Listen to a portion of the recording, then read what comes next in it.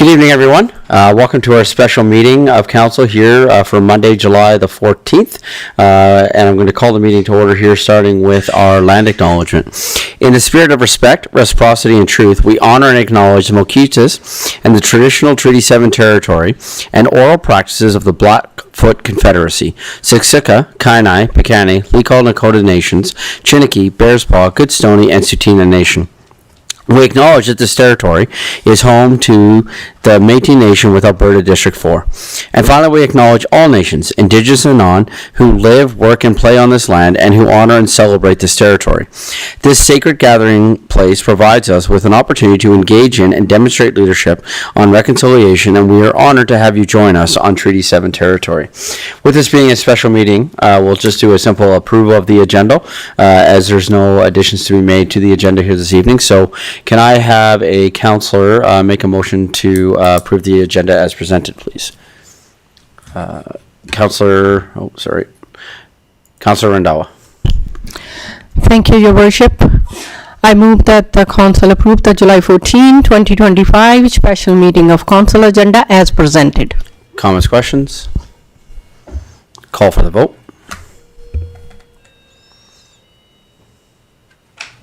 And that's carried unanimously. Thank you. So we're now going to open up our public hearing. This public hearing is for Bylaw 020-25, being the Municipal Development Plan.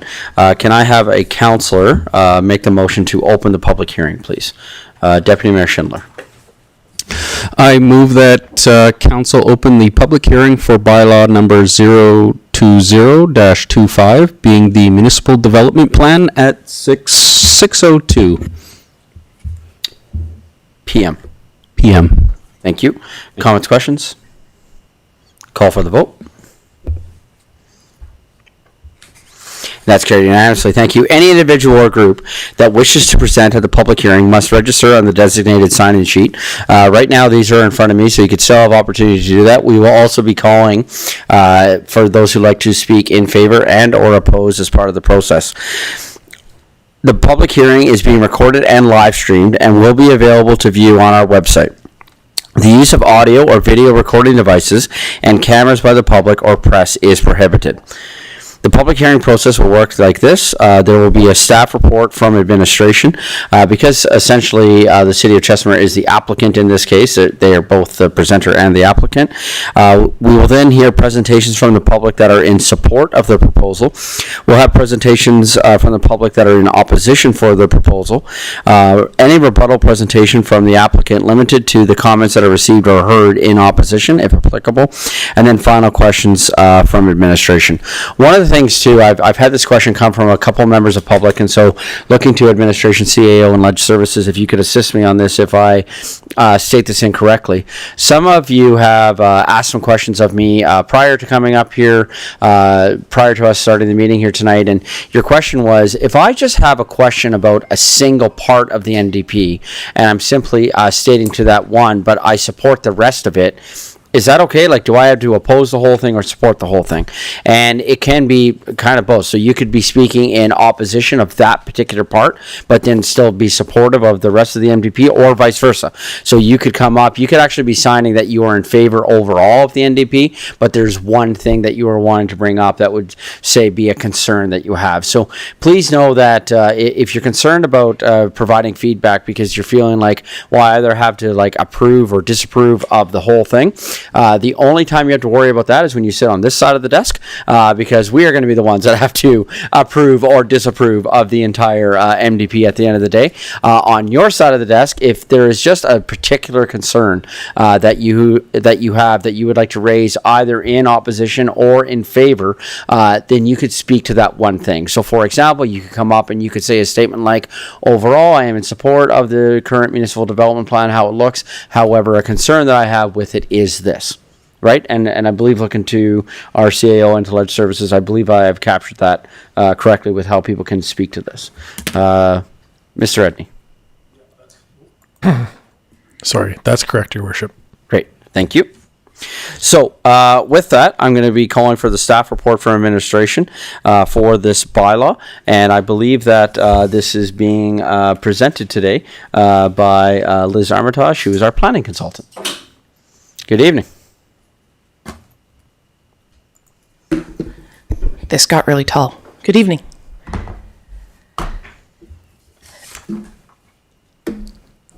All my comments are through your worship to all of council. And I am going to take you through a little bit of a presentation on the MDP tonight and where we're at and what we're presenting. And I am not going to read all of the attachments, but I do want to make sure that everyone is aware that within the staff report, there are a number of attachments, including the actual MDP that we will be presenting for second reading, whether or not that happens tonight, but that will be where we're at for that. We also have a What We Heard report on the second and third rounds of the consultation that was done. We also have a list of referenced documents within the MDP that has been on our website, and a summary of the amendments that were there as well, and the bylaw itself, a copy of this presentation, and then written submissions in favor and opposed. So there's a number of attachments in the report that has been available online if anyone wants to read those or look at them. I'm just not going to read them to you. So tonight's agenda is we're going to talk about the motions requested for the second and third reading. Again, we have to go through the public hearing process before we get to any sort of decision from that on council. And recommendations may change from administration as we hear things tonight. We are going to talk about the project timeline and approval process. We're going to give you an overview of the project, the context of the MDP, the circulation and engagement activities that have been undertaken. We're going to go through the second reading amendments and update overview, and then we're going to have time for questions if council should have any. And I will be here all night to answer any questions that council has throughout the evening. The two motion requests for the second and third reading are essentially that council give second reading and then council give third and final reading. The project timeline, this project started back in July of 2024, and we have gone through a number of different stages, and now we are in that approval process. Ultimately, it is council's discretion when and if to pass second and third, so there is no concrete end date at this point in time, but the intention would be to be finished in the near-ish future. The approval process is a mandated process through the Municipal Government Act. First up, we have first reading. That was done on June 24th. We have the public hearing, which council scheduled for right now. And then we have second and third reading. Again, that will be determined at council's discretion. The project overview is that this is an internal statutory document rewrite, so the applicant is the City of Chestermere ourselves. There is no one specific landowner. It covers the entire municipality, so the entire City of Chestermere municipal boundaries. And the current approval is the municipal development plan that was approved in 2016. The context, there's a lot of site land uses within the municipality, so it's all of them. And typically we would talk about surrounding zoning, particular specifics, but in this case, again, because we're doing the entire municipality, we are bounded on 3.5 sides by Rocky View County and another portion by the City of Calgary. So we have gone through quite an engagement and circulation process to get to where we are today. Internal departments and external agencies have been circulated. We do have some members of different departments here tonight if there's specific questions. Most notably, we have our economic development team here tonight to be able to talk to some of those items if there are questions on them. We also have planning. There has been 3 rounds of public engagement with specific invitations to stakeholder meetings and open houses as well. We have the What We Heard report attached to the materials tonight that talks about the engagement that has happened through the second and third rounds of engagement. That is not a summary of the public hearing because it hasn't happened. It's also not that purpose. It is specific to the engagement that was done on the municipal development plan that has helped result in changes and variations of the document that we've seen. We've also done additional public hearing notices and advertisements. We actually we're directed to do a lot more engagement and notifications for a public hearing than is required under the Municipal Government Act, which is provincial legislation. So we did meet that requirement with the notice going out, but we also have used the homepage banner and newsflash on our website. We've also had a 3-part social media series and final day reminders. We've also had what's changing and why it matters summary on the website. We've also done digital ads in the Chestermere Anchor, and we used the Pattison Digital sign ad this week for people coming in to the city. These materials have been largely geared towards the community, not the developers necessarily, and trying to make it inviting and understandable for everyone, not just those of us who speak planner. And so our comms team has been a big part of that, and I guess a little shout out to their efforts on this. It's been great. So in advance, when the materials were all put together for this meeting, that was done on July 8th. So this slide talks about what we received and got for input in advance of this going out. So at that point, we had 6 written responses received, 1 comment in support, 4 in opposition, and then comments in both support and opposition, kind of a mixed one, which the mayor was speaking about earlier. And so we clearly have more comments tonight, which is wonderful and exciting. And we have received some written comments as well. So Ledge Services will bring those up later in the formal process, but I just want to acknowledge that the report doesn't have all of them. It has the ones that were submitted before the cutoff time. So we're going to talk about the MDP now in a lot more detail. And essentially, we did a redesign. The earlier versions were a lot of dark blue and not really inclusive in their nature. So we added more fun and more colors. We tried to brighten up the design. We tried to show more faces of Chestermere, so that diversity, the ages, the people, the cultures, the activities. We added some visual interest throughout the document, and we're playing on that roadmap to the future theme. The consultant team who's been working on this, who I should mention is unable to be here tonight. We knew that when we organized this. That's why I'm presenting. They've done a lot more on it, and so trying to add in that artistic feel throughout the document more so. Through the MDP, there is the current one on this slide you'll see, and it goes through all of them. And there's a first draft, a second draft, and a third draft. And you can kind of see how this process has been quite iterative. There's been changes to each one of the land use concepts as we've listened to the community. There's been more. So we're going to, in the next few slides, talk about those changes of the final one. Or I guess it's less of the changes and more of the what does it look like. So normally we don't break the city up in a north-south half, but in terms of seeing this visual, we've done it to be able to zoom in a little bit. So you'll see in this area that we have the Flex Area 1, which has a specific policy direction within the MDP. We have a commercial center. We have some light industrial. We have the lakefront neighborhood, which is a new MDP designation. We have golf course residential, which is also a new MDP area. And we have the Chestermere Boulevard corridor, which has been substantially altered between the last one and what's being presented tonight. Then on the bottom half of the city, that's a really weird way to describe it, the south half, we, again, just showing that Chestermere Boulevard corridor, we have a comprehensive planning area, we have a flex area 2, we have a light industrial area, and neighborhood commercial. We do have one area that's circled based on the feedback that we received from council. It now has an angle, so we circled it again here. We've changed that, so there's a little bit of a different interface there for the existing residential to be against a comprehensively planned area instead of potentially that flex area with industrial commercial.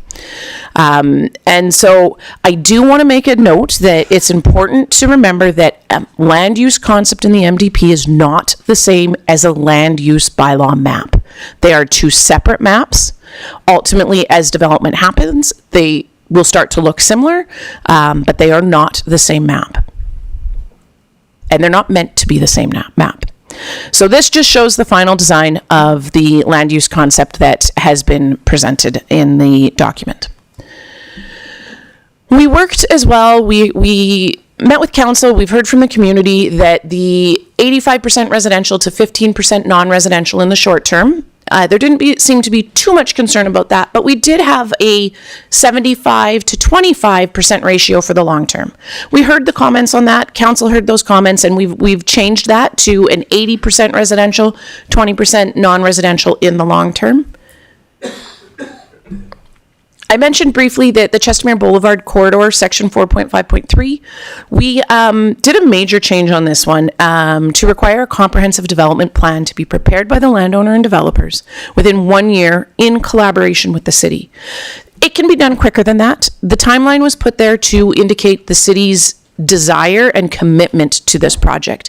I've heard loud and clear, and I would venture the guess that the rest of administration has heard loud and clear that this is a priority with this change, to work together with the developers and the landowners in that area to come up with something great. So it could be quicker. It could be 3 months, it could be 6 months, but council has set a timeline to say, make it happen. It will be approved by council as a non-statutory document. So council will see that document and that plan and approve it through that process. School site, loam, and stockpiling. We have continued to hear a lot of concerns about this from our development community. And essentially what we are doing is looking at school site, loam, and stockpiling has been amended to include direction on when and how it may occur. And it cannot occur on sites contained with the first phase of a development, but we have opened up the language to allow the potential for it to occur in sites that maybe are further down in the development plans with rules around that.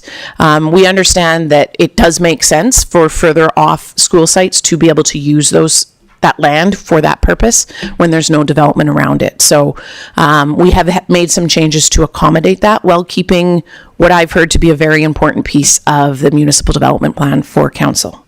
Sorry if I may, just on that, I know it's, we'll wait till the end. There's a very important rule about that for later development, just with regards to things not being approved beforehand. Can you just explain that rule? Because I know that one's could be a bit of one that people during the public hearing might want to bring up. It's a very, very important rule that we have put in with regards to that. Make sure I'm on the right track.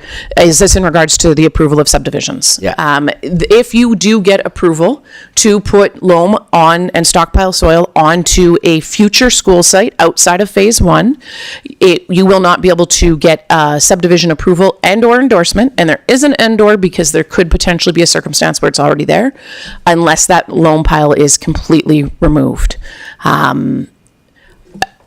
I'll be so bold as to say that the message we have had is the city of Chestermere will not be a delay in approving a school site. And this is the intention, is to make sure that that is loud and clear with our development community as well, and our residents who continue to tell us that this is one of, if not the most important issue that they are passionate about, is the schools and catching up with the deficit of schools that we have for our kids right now.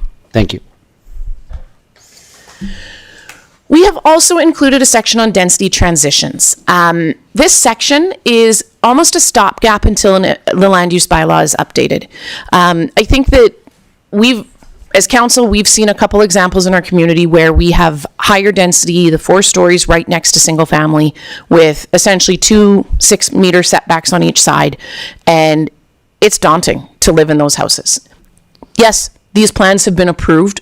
They were known things when people purchased, and unfortunately, or fortunately, that's the wrong word, the reality is not everyone speaks planner the way that I do if I were buying a house.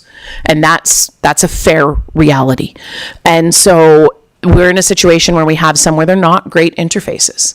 And so we've heard loud and clear from council that this is important, that they want to know and see that there will be a transition between R1 to R4 to the point where I don't actually think council would probably approve an ASP or an outline plan that had them directly adjacent, to completely avoid it. But these steps will help make those transitions work better. And when we get a land use bylaw update in the future, this will be a piece that would be pulled into the land use bylaw as well. And so this gives some guidance on what that will look like. For the second reading, and update there. We do want to note that in the staff report, the RFD, administration has completed a significant review of the MDP. We've worked to improve the graphics. We've removed typos and grammatical errors. We've incorporated comments heard at first reading. We've clarified some policies. There is a list in the RFD that's one of the attachments, attachment C, that outlines all of those. So you can see the ones that we made based on recommendations from council, and then ones that we made as we went through as well. I'm not going to read that out tonight because that's actually for after the public reading, but we do want to acknowledge that's why the materials you're presented for second reading, so that's why there's that difference, and I think it's important to acknowledge that. That's all I have for the moment. I'm happy to answer questions. I'm also happy to sit down and answer questions when you have questions later. Awesome. And we will be listening and taking notes on the feedback. And as I said, the recommendations are based on coming into the second reading. We fully anticipate we may have different recommendations as the night goes on. Great, thank you. So council, if you have questions for administration, these are any clarifying questions that we may have with regards to the presentation that we have from, that we just received from administration. So just watching my screen here to see if anyone presses the mic. Council, does anyone have any clarifying questions on the presentation? Councillor Worzanowski. Thank you, Mayor Dean. My question through yourself, administration, to our lovely presenter, Mrs. Armitage. Just maybe for the public, can you explain how the MDP kind of is a governing document above the land use, above some of these other plans that we have within the city, just so it's clear when people are coming up in support or in opposition to the MDP, what that kind of looks like? Absolutely. I can't believe I didn't put my favorite graphic into this presentation because I love it. And it's the big V. It's in the MDP somewhere. And it talks about provincial legislations at the very top. Then we get lower down each time. So province is up here, Municipal Government Act, various different acts that the province tells us we have to follow as a municipality. Then we get down to intermunicipal development plan, intermunicipal collaboration framework. Those used to not apply to us as a municipality because the CMRB, we fell under a different regulation. That regulation no longer exists. So now we have the IDP and ICFs. So everything has to meet look at that. Look at Ledge Services. Everything has to meet what is above. So now that we have the IDP there, we have the municipal development plan. The reason I love MDPs, and I feel like I'm a little geeking out right now, but you just have to deal with me. That's my reality. Sorry, not sorry. The municipal development plan is the first truly municipal document. It's the first time we as a city get to say, this is who we are. This is what we aspire to be in the next 25 years. We own it. Nobody but us gets to judge it and tell us how it should be. And that is super amazing. Technical term. It is so cool that we get to look at what we want to do, and that's what this document is. And so after that, we have an area structure plan, area development plans. We don't have any ARPs in the city. We only have ASPs. Then we have the land use bylaw and subdivision and development and building permits and all of those things. So everything in this V has to be consistent with what's above it. And so when we make changes, when the province makes a change, we have to update our documents. When we get new IDPs and ICFs, if they mandate a change into our MDP, we'll be back to update this. When we make changes to the municipal development plan, if there's an ASP that's no longer consistent, it has to get changed. That's how the legislation works. It is fully within the municipality's right to make changes that will have consequences on an ASP or an outline plan. And in fact, I would suggest it is normal in greenfield areas where development hasn't happened that you are making those changes, because that's the point. We have new information. We're making changes to change how our community is developing. It's harder to do it in areas that have been developed, but that's the point of an ARP. So if there was a desire to see some change, then you could do that. And in a way, we're even doing that over top of the lake area, the lakefront lots and the golf course lots, the residential lots. We're creating some new rules around those. And so that's the point of this process. And I think I'm just going on now because you excited me with your question. No, I think that's a great explanation. I think one of the strengths of the Municipal Government Act, the MGA, one of the strengths of it is the autonomy under which a municipality can exist. And the MGA is very clear on that. And I think that the MDP is one of those areas where this is very, very much highlighted, because we get to craft an MDP that is very much speaking to who Chestermere is, where Chestermere wants to go, our identity, and all of those sorts of things. And so it is certainly same thing. It's documents like this are very exciting, and also very important for us to be working on. So thank you for that explanation. I appreciate that. Any other questions from council with regards to the presentation? Okay, thank you. Seeing none, then we're going to move now to our public presentations. And what will happen is we're going to start in support. So before I start calling for in support, City of Chestermere, in keeping with new legislation and making sure that we are staying on top of new legislation, one of the requirements that now exists under new legislation is the ability for people to be able to participate in a public hearing in a variety of ways, including being able to phone in. And so we have a phone number that's been created for that. I'm going to ask Ledge Services to bring that phone number up onto the screen. So if you are looking to participate in the public hearing via phone, the phone number is 587-579-3099. Again, if you are looking to participate in the public hearing via phone, that's 587-579-3099. I believe Ledge Services will be the one controlling the queue on this, if you will. And so when we get to the phone number portion, I'll just be calling over to Ledge Services to highlight that. If you are looking to call in, we're going to be starting in support. So we're going to be hearing presentations that are in support of the MDP. And again, at the beginning, I explained that there might be portions you might overall be in support. You might like the direction that it's going, but have a question or concern that you would like to raise. And so you could do that in the support section as well. So each presentation is limited to 5 minutes. And what you will see is on the screen that's in front of you right here, is also on the screens that are behind council. And council has it in front of our screens as well. You'll see a counter that'll be counting down to let you know how much time that you have for your presentation. And so again, we're going to be starting with people in support. And the way that we're going to do this is I'm going to start with the sheet, and I'm going to be calling on the people that are on the sheet first. And when you come up, I will be calling people up according to the sheet first. I will then be calling 3 times for anybody that would like to speak in support, as well as looking to Ledge Services for anything that may have been a written submission and or a phone submission that has come in. Looking to Ledge Services, I also believe that if you are coming up to speak and or phoning in to speak, you need to state your name and address for the record. Is that correct? Correct. So when you come up to speak, we just need you to say your name and your address for the record, please. So with that, I'm going to be calling on our first person who is listed on our sheet here, and that is Joanne Lemna. Also, just as Joanne's coming up, you don't need to worry about the mic. The mic will be on. While that mic is red, it is on for you there. And if you go over your time, I'm just going to be like the Oscars, and I'm just going to turn the mic off, is how that will go. So there will be no music, though. No music. Unlike the Oscars, we will not have any music. We're just going to turn the music off, and not really sure what happens after that. Ms. Reddy, I'll take care of the rest. So anyway, 5 minutes, and Ms. Lemna.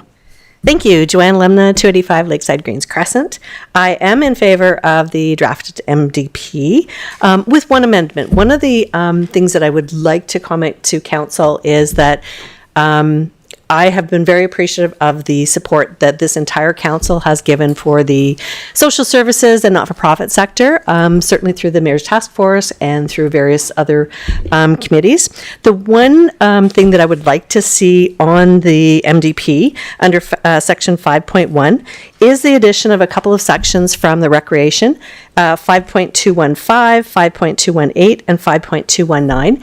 These are just areas that have been identified in the recreation section that I think could benefit the social services with looking for funding supports and different things for the social services not-for-profit. The reason I'm asking for it is, as I said, this council has been very, very supportive of the not-for-profit sector, but we all know that this document is a very long-term document, and we don't know what the future holds. We have seen some councils not be as supportive, so it would just be a recommendation that I would like to have to make sure that that support is ongoing, and thanking this council for their support. That's it. Great. Thank you. Thank you. Appreciate it. Okay, so I will now call a first time for anyone in the audience who would like to speak in favor. If anyone is in favor, come on up. Again, just state your name and your address, and you have 5 minutes. Evening, Mayor and the Council and everyone else in the chamber. My name is Sukhdeep Dhaliwal, 2808181 Township Road, 242 East Acreages area. Okay, I'm a majority in favor of this MDP, but I do have a couple of questions. Our area in the East Acreages has been changed to acreage infill from the previous orange bar, which wasn't defined, commercial/residential. Just wondering what the intention of changing the acronym was. Was this to do? Is this going to be additional hurdles that are going to be put in front of us for getting our areas further subdivided and developed? Because so far, I can't see why it couldn't be renamed TRR, which is the zoning that's already been approved by council and the rules are in place, but we're fighting many hurdles to even get past that. And unfortunately, there's a lot of issues going on. So I'd like to make sure this MDP addresses those areas, and the MDP doesn't get used against us like the previous one, which has been used constantly by the staff to say, hey, this is the MDP speaking to this, so you can't change this. So we want to make sure that doesn't happen. Thank you. Okay. So just on your questions, I don't want to come across as rude. What we're going to do is take them for now, and then we can address them later on in the process. So I don't want you to feel like your question is going to go unanswered.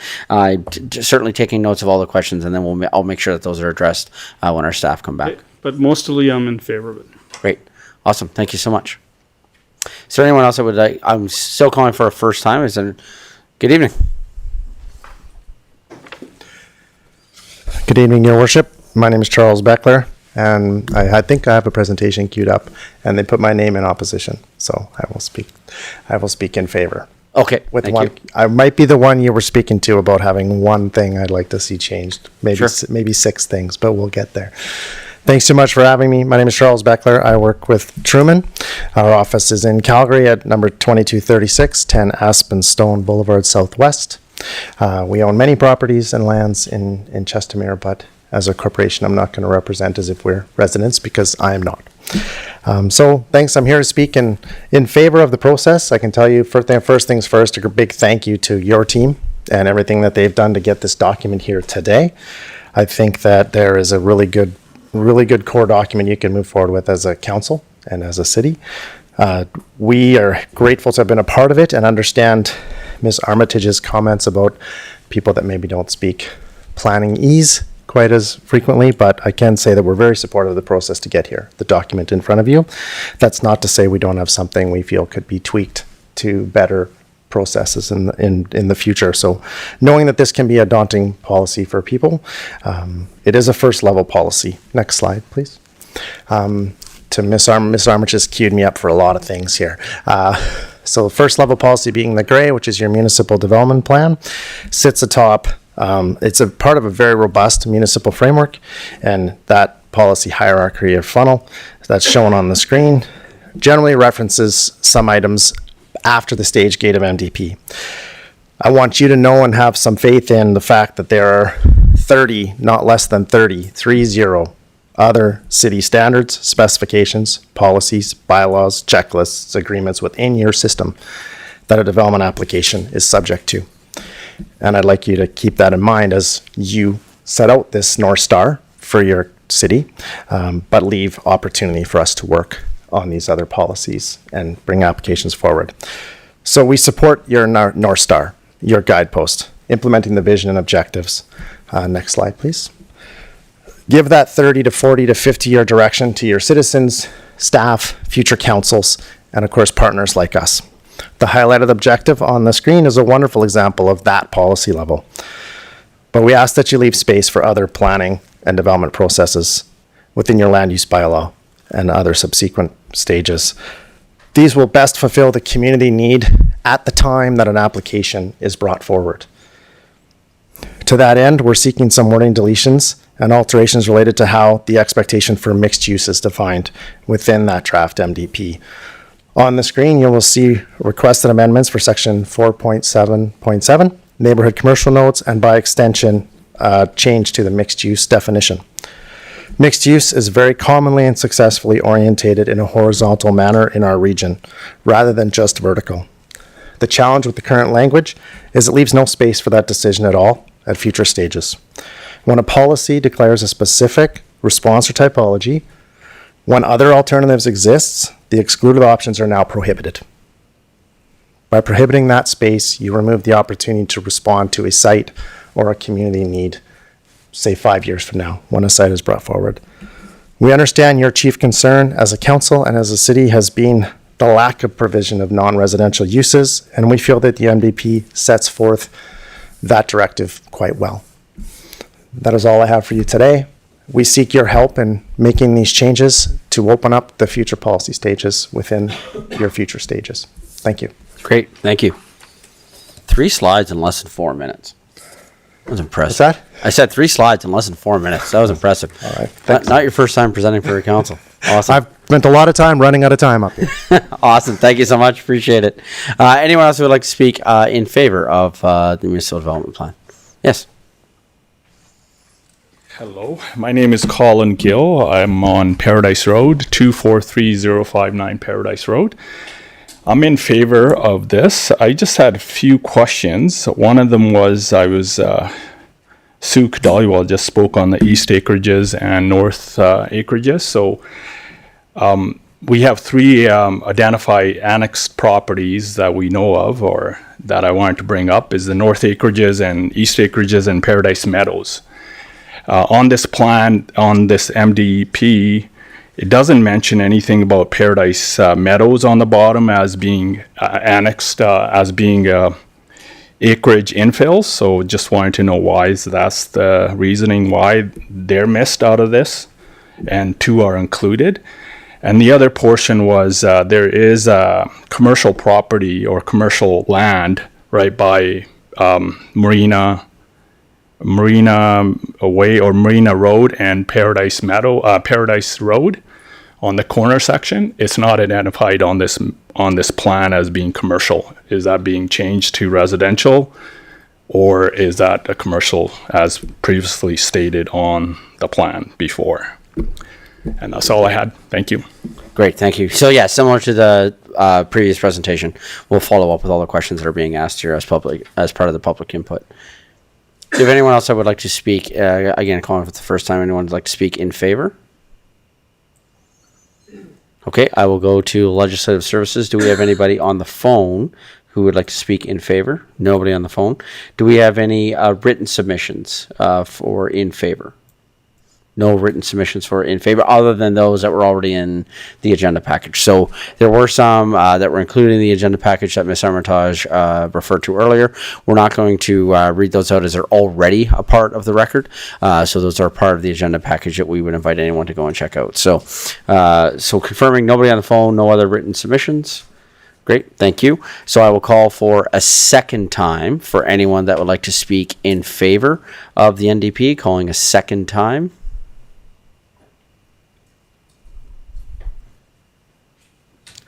And calling a third time for anyone that would like to speak in favor of the municipal development plan, calling a third time. Great. Just one final check here with Legislative Services. Have we have anybody on the phone wishing to speak in favor? No one. Okay. With that, then, we're going to move to the public presentations in opposition. So we'll be following the exact same process as we just followed for speaking in favor.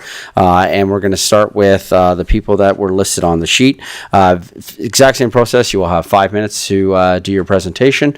And again, if you are wanting to speak in opposition and you would like to phone in, the phone number is again back on the screen. That number is 587-579-3099.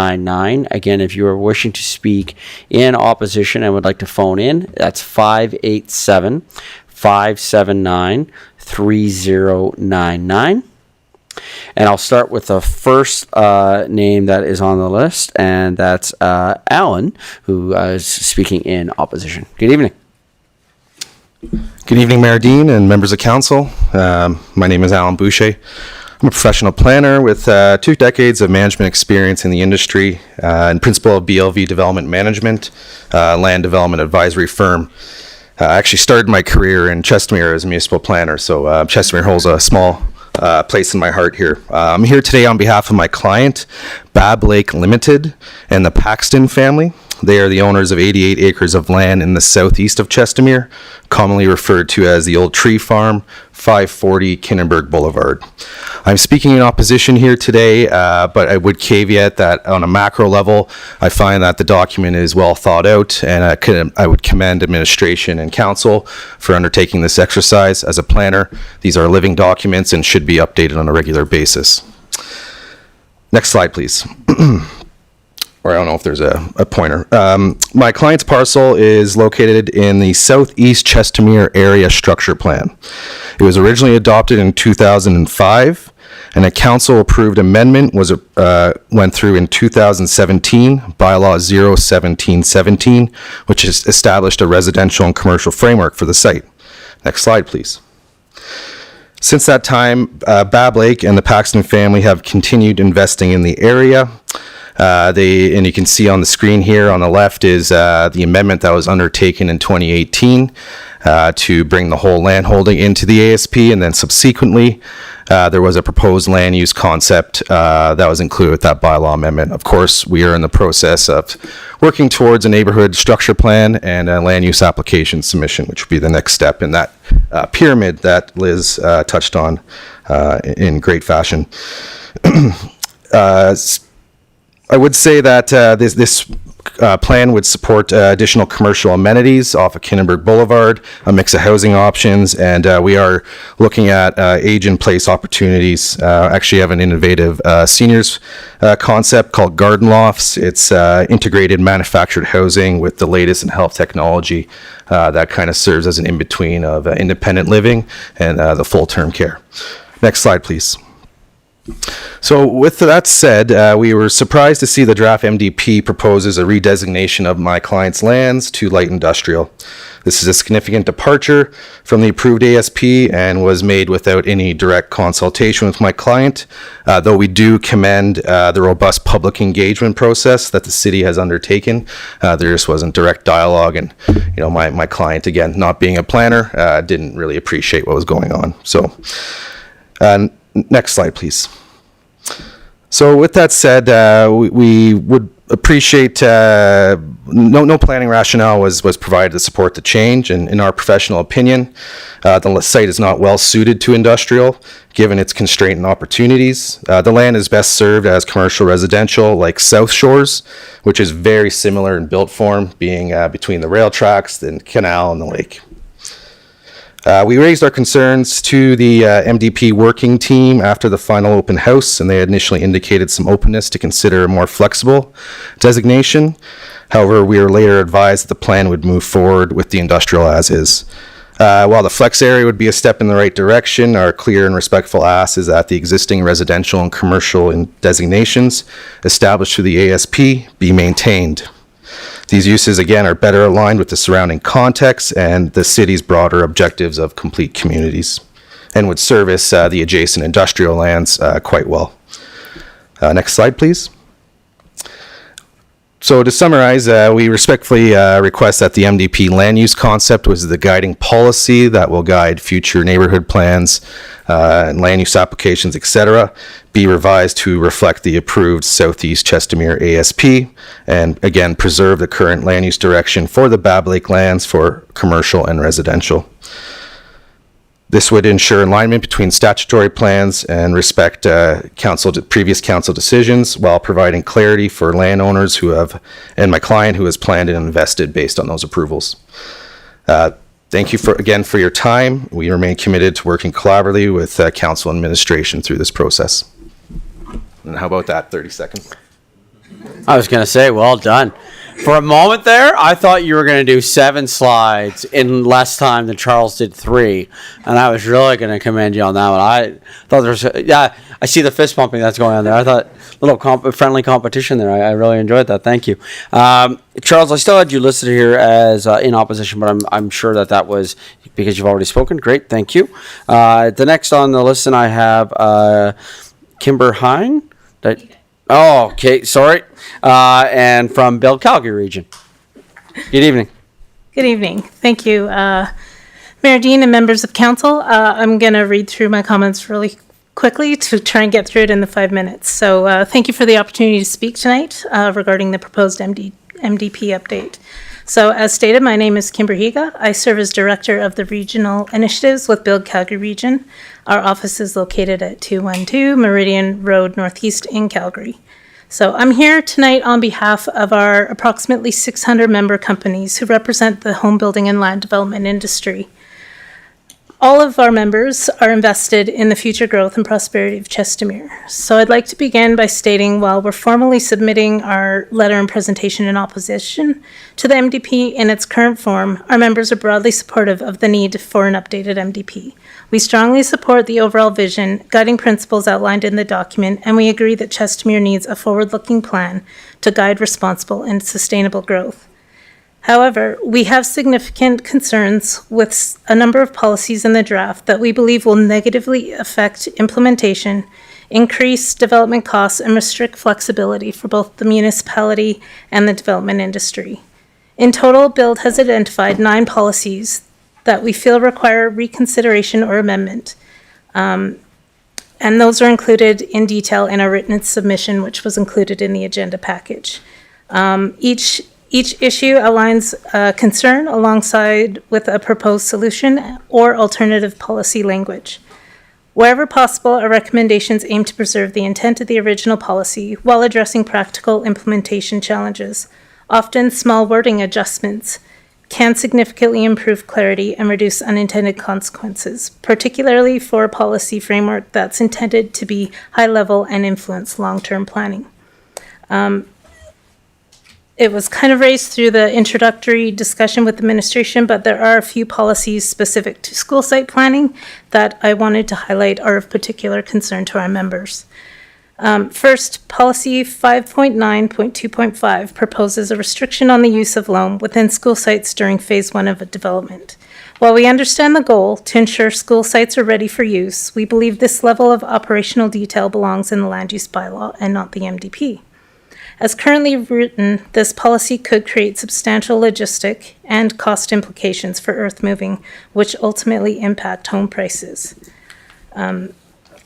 Understanding the priorities of school sites and the needs here in Chestermere, the development industry would be happy to have those conversations that need to occur at the provincial level to ensure appropriate timing and delivery of schools.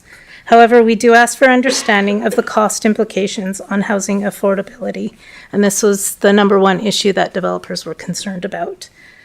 We respectfully recommend revising the policy to prohibit loam stockpiling on the school building envelope only and potentially allow for stockpiling in the playfield portion, which this would still achieve the policy's objective without unnecessarily hindering development.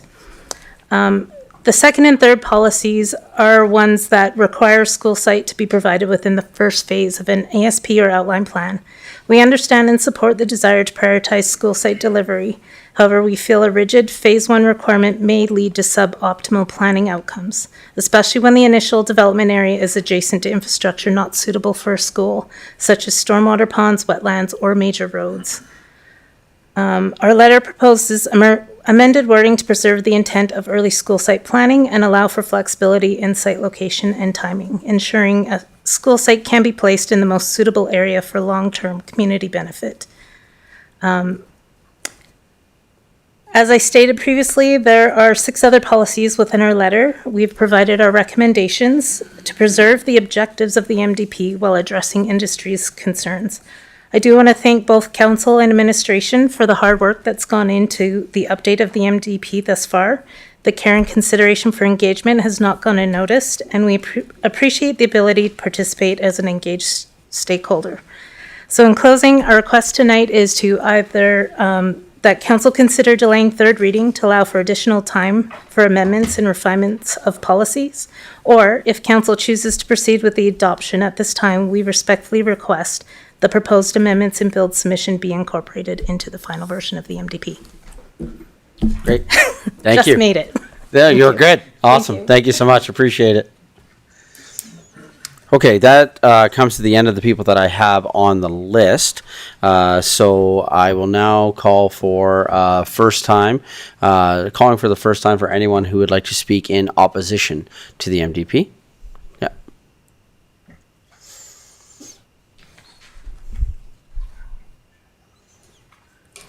My name is Fred Deere. I live at 11 Paradise Place in the North Acreage area. And I'd like to bring to your attention that we concur with Alan here and his client, the Paxtons. We're very much in the same position in the North Acreage area, as mentioned by Zook Dollywall. This area that you call acreage infill, I don't understand where that came from, and we should either be like a growing community or established community somewhere so that we can finalize some subdivisions under the TRR, which has been ongoing for over 14 years here. And these 3 areas have been forgot about by planning and council. So it's my submission. Thanks.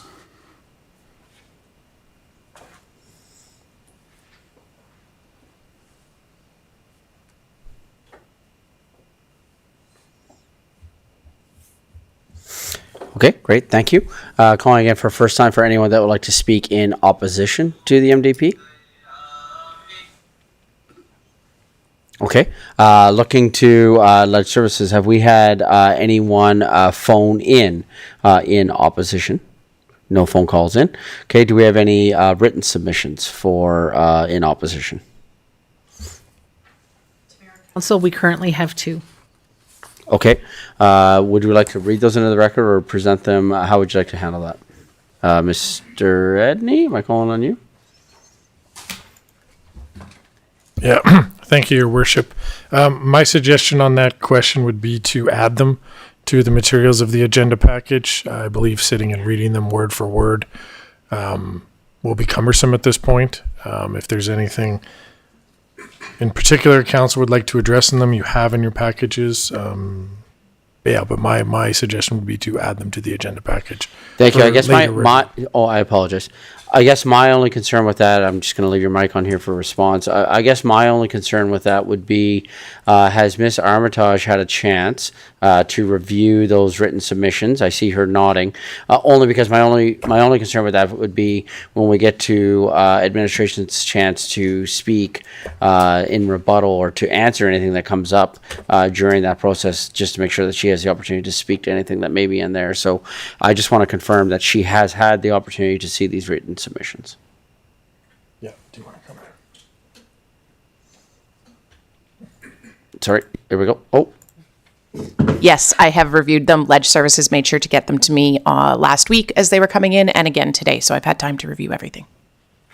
Yeah, so the ones that you have are the most, and she has them now too. Good, awesome. Okay, thank you. Thank you for closing that loophole. I appreciate that. So then there's no other written submissions and no other phone calls at the moment. Great, thank you. I would like to call for a second time now for anyone who would like to speak in opposition to the MDP. Calling a second time.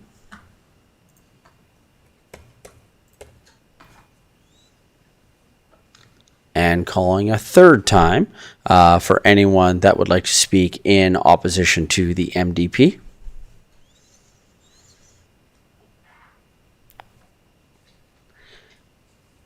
One final time, is there anyone that has called in to speak in opposition to the MDP? Great, thank you. Okay, so with that, we'll move now to the next section, which is the applicant rebuttal. And again, the city of Chestermere is essentially the applicant on this, as this is our document. And so following the public presentation of support and opposition, I will invite for response to speak to anything that is in rebuttal, but this is also going to be presentation from administration then with any questions that may come. So because this is a little bit of the unique piece because it is coming from us, it'll be a bit of a answering some questions that came up, but also then providing council with an opportunity to ask any final questions of administration with regards to this. So, Ms. Armitage. Thank you very much. Again, my comments tonight are through the mayor to all of council. I tried to write down the questions as they were coming up. So there's one I'm not 100% sure on the question, so I might have to ask a little bit of clarifying. But I definitely heard questions around the acreages. And the question was why the name? Why acreage infill? We thought North Acreages, East Acreages, and Paradise Meadows was a lot to say. And when we look at the acreages, they are still a unique area. And we went with acreage infill because the term infill in the planning world refers to any type of, I was going to say infill, any type of densification within an existing area that's already built. So it talks about allowing TRR, that word, but it also allows for a higher density development as well. So we just went with what we thought was an easier name to capture the policies of those two areas.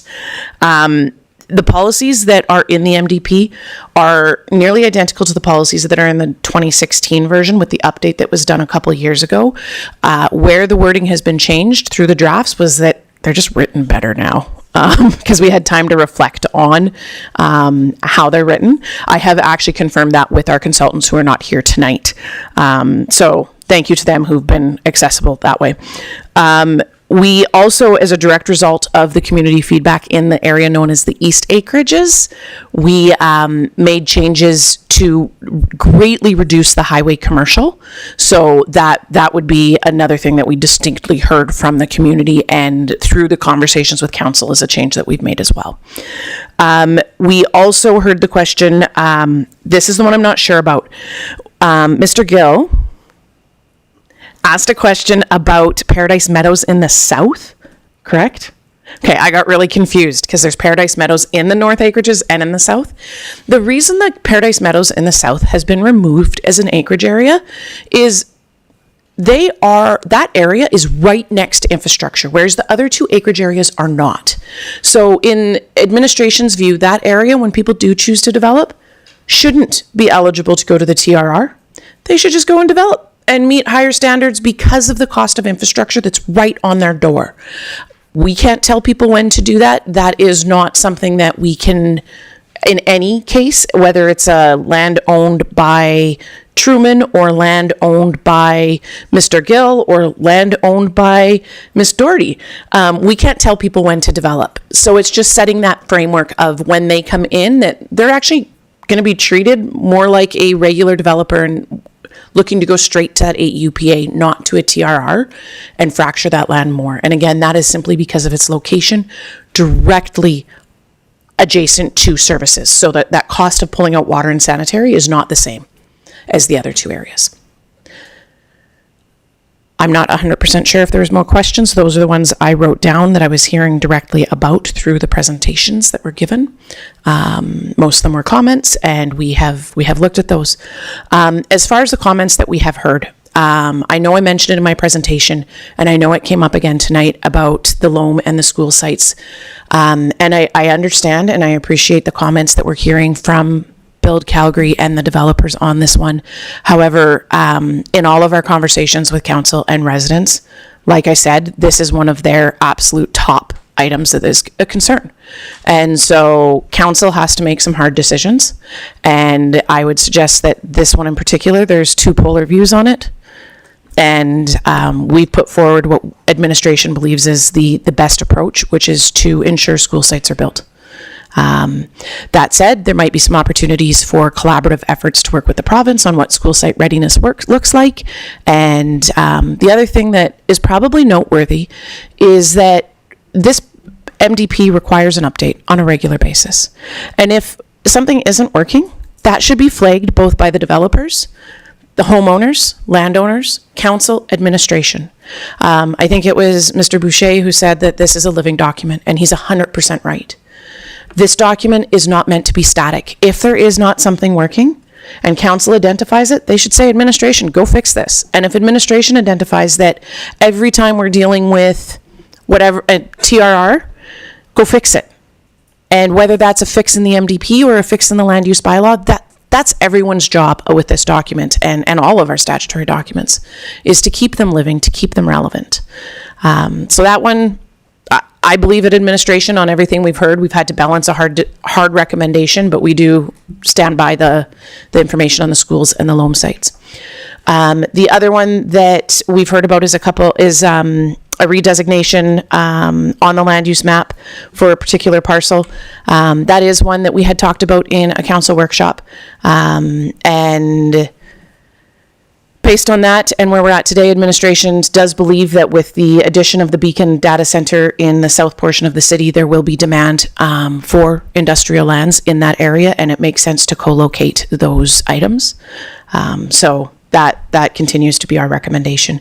I would also note that the responses to letters that we received through the second and third engagement round are in the What We Heard report with the rationale there. So we did not, as we get comments, respond to every single comment we got. It would be an unmanageable process for the budget that we had and the resources we had. However, those responses are documented in there to provide some rationale and understanding. And then in terms of the vertical integration of mixed use, I think I heard that comment a few times. Administration continues to stand by the fact that we do want to see that. We've made some significant changes to the Chestermere Boulevard corridor to provide for collaboration and a commitment by the city and council to work together on that and to basically declare that area is special. Let's make it special together. To quote Pat Vincent, profit is not a dirty word. We understand that the developing community has to make money in order for them to do development, but let's do that in a way that's collaborative. And so I understand their concerns. That said, when it comes to the rest of the community with the vertical integration of commercial on the ground floor and residential on the top floor, we only have one chance to do it right. This is a 25-year document, not a 2-year document. If we don't stand by that, we can all picture areas in our minds of different communities where they're now trying to fix that. I would suggest we even have some areas in our community that we would like to see have second stories and have mixed uses. When we build a building, we don't generally tear it down in 10 years to build it at a higher density or a different type of use. So we have a chance to get it right. And ultimately, that's a hard decision that council gets to make. Okay, great. I don't think I have anything else. Okay, well, thank you. So then, we're going to be opening it up to questions. I was just wondering, with council's indulgence, I just want to jump in on a couple on the acreages just really quickly because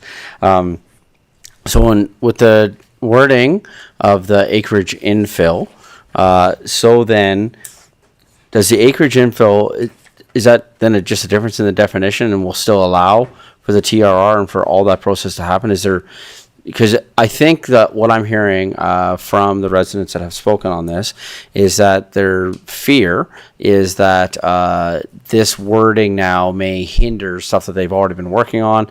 And so can you just reassure our residents that, can you speak to that again just for a moment, please? The acreage infill section of the municipal development plan is nearly identical to what was in the current one or what is in the current one. Again, the amendments that have been made, the tweaks that have been made is really just that we had more time to go back and go, okay, this is poorly written, and make some minor tweaks that way. The rules that are there today are not really changing at all. I would suggest when we get to the land use bylaw update, which will be coming at you hopefully in 2026. That's actually where you're going to see bigger changes, because we're going to look at more details on how that works. And so I would say at this point, no, there is not a change on how things can go forward. Your options still remain applying through a land use bylaw amendment to redesignate to either TRR or a higher density residential. The 1 acre lot size is still there in terms of stormwater, and those technical details are all still there. So that has not changed. It is the same rules that have been there. Most importantly, I would suggest the change that has been made has been to greatly reduce the highway commercial that was there, based on community input and the comment that there won't be road access. How do you put commercial somewhere where bringing in trucks is going to be very disruptive? And I believe, in fact, the area that is put as a neighborhood commercial node in there with some commercial is actually based on a plan that we had seen from the community and from some of those impacted landowners. So we've heard the community on that one loud and clear, and have made sure to incorporate that type of a change there. And we continue to look forward to working with the applicants that are in those processes to go through that. Again, because there's a land use bylaw amendment process, ultimately each and every one of these will fall on council to make a decision, and a public hearing. So as we've often said with the acreages, I'll take the moment to plug the concept that remember, you're still neighbors. If you want to develop and your neighbor doesn't, there's might be some hurt feelings, and that is part of what this process opens up, for better or worse. And so we're starting to see that with some that are moving forward to an outline plan stage, and those decisions will ultimately come before council. Okay. And then the other follow-up I had was, I appreciate the explanation that you brought with regards to Paradise Meadows. Is there a risk to just adding Paradise Meadows back in as one of the three, so to speak? Is there a risk if we just Ultimately, if in the future, and this goes for any applicant, if in the future they look at it and go, but we want to do TRR, we wanted to just do that, you come in and amend it. Yes, there is a little bit of red tape with that, and we've actually made some efforts with the flex areas to reduce red tape. So we acknowledge that there would be some red tape. We haven't had any feedback, to my knowledge, that would say, hey, don't do this. And so ultimately, when we look at the cost of infrastructure and the proximity of that area to existing lift stations and all that infrastructure, it financially just makes sense to go denser. And by denser, we're talking 8 UPA potentially, and we're not saying go build, downtown Calgary there. We're saying don't go to 1 acre with septic pump in or truck in, truck out, when literally a stone's throw away, you can connect the pipes. Use the expensive infrastructure that the city and the developers have put in, and help pay for all of those costs associated with it. If, though, they truly didn't believe they could do that in the future, they could amend to change it. Okay, great, thank you. Opening up to council for any questions you have of administration with regards to anything that you've heard tonight, either from presentation from administration or from those who spoke in favor and or opposed. Opening up now to councillors, starting with Councillor Sambo. Thank you, Your Worship, and through to Mr. Edney, and then through to Ms. Armitage. There was one more question from Mr. Gill about the commercial area at the corner of Marina Drive and Paradise. Could you speak to that? That property, I believe, is designated as commercial, and should be redesignated on that map. Yes, thank you.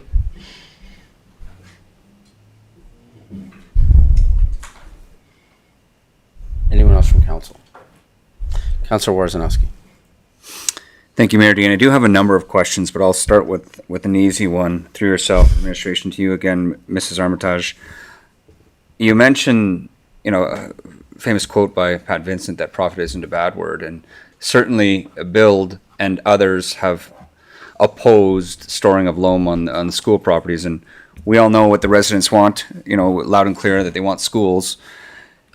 You mentioned how the Alberta government defines readiness of schools. Can you walk us through what that looks like, and if it does include only the school proper, or the fields, or none at all? I'm actually going to pass that question to Kate, because I would say at this point, Kate is an expert in school site readiness, as close as we have. And yeah. Ms. Doherty. Just to ensure that I understand the whole question, Councillor Worzanowski, can you repeat it one more time? Sorry, Councilor Worzanowski. Yes, let me simplify the question. Does the Alberta government allow storing of loam on the field site as opposed to the school site? In respect to site readiness. Okay. If loam is stored on a school site, it would not be deemed ready to move through the site ready, like the planning, design, construction phases. Thank you. So, and sorry, Mr. Edney pointed out a question of just clarifying that that's irrelevant if it's playfield or school site itself. So the entirety of the whole parcel envelope has to be ready for the government, the Alberta Infrastructure, to move that through its process. Okay, thank you. Any other question from council? Deputy Mayor Schindler. Through the chair to administration, is there any scenario in which a school site isn't prescribed in a phase 1? Under the current draft, if there's a school site proposed in an area, so in an ASP, then it is expected to be there has to be one in phase 1. At one point, there was a discussion that they all had to be in phase 1, and that would not make sense. One, we wouldn't get them all right away. It would be a really weird entrance to a community of, here's 4 schools lined up, right? Based on the size of area structure plans. So the mandate that is in this is that phase 1, if there is to be a school site, there will be one in phase 1. That will follow through to the outline plan, where in an outline plan, we would expect it to be in phase 1. And so there's a lot more flexibility for school 2, 3, and 4. So as an example, if we look at Clearwater Park, there's a total of 3 school sites there, and none were in phase 1. This rule didn't exist then, so this is not a criticism of that. Now, one of them would have had to be in phase 1. The other ones wouldn't have to be. And then those other ones may be able to have loam storage outside of phase 1, depending on an agreement with administration, which would stipulate no subdivision applications would be approved or endorsements would be approved without that loam moved, because that subdivision is critical to the school site readiness. And if we basically have a way to force that to be removed, such as a subdivision application, we're not going to run into a situation where the loam is just sitting there holding everything up and we don't have a ability to go in and do anything. I believe we've also started to look at some examples of other municipalities where they take 100% securities on removing that loam if they had to, and looking at different ways to do that. But that's not an MDP level thing. That would be part of the approvals and agreements that would be in place. And just to clarify that the MDP is now prescribing that schools have to be in phase 1. One school, if there is one. If you're in an area, such as an acreage infill that doesn't have a school proposed, you're not going to have one. Okay. Right? So it's through that ASP process. And where ASPs already exist, we can't undo those. They will have to follow those ones, or should be. Also, just to clarify on this point, we're not talking about anything that's already been approved. Correct? So any development that's already been approved, where the developers have come forward, so we see a number of these that are happening right now. Clearwater would be an example. Bridgeport would be an example. Dawson, Waterford. There's already lots of development that is happening there. This does not change that because they're already way past phase 1. Essentially what this means, as a point, and please correct me if I'm wrong, what this means is for a brand new, we're starting something brand new, and there's in some ways only a few areas left where that can happen. So in terms, and so this is also being done because we've run into a bit of a deficit model in Chestermere when it comes to schools. Anybody with a child in school is well aware of the deficit model that we are in schools right now. And this council has heard loud and clear from our public that we cannot end up there again.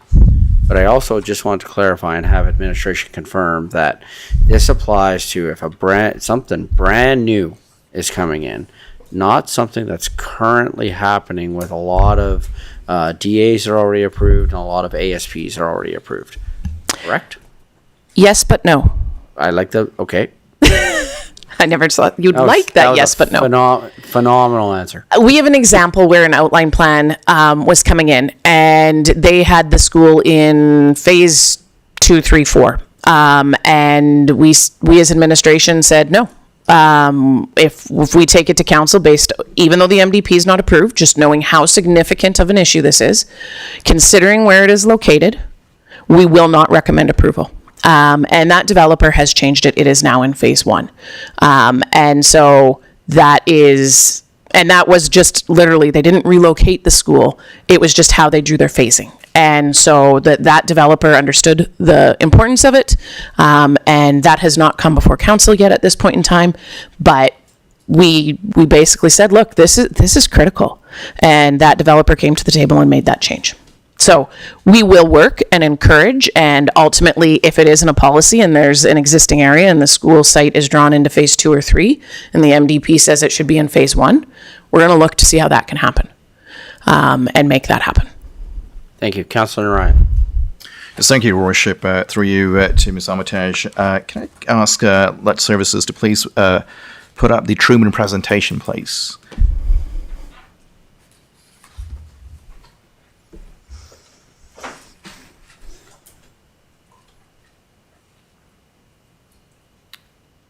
Yes, that's the one with create mixed use, layout flexibility. I'm definitely curious to hear what administration has to say with respect to the suggestions made by the presenter on this.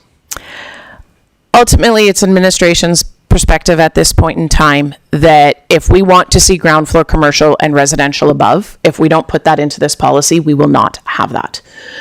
We can look at a number of areas. I think we've all driven through them, whether they be in Calgary, Red Deer, Edmonton, wherever our travels have taken us, our own areas where we look at it and go, you know what, this could have been done better. Again, this is a 25-year vision. This is not a tomorrow vision.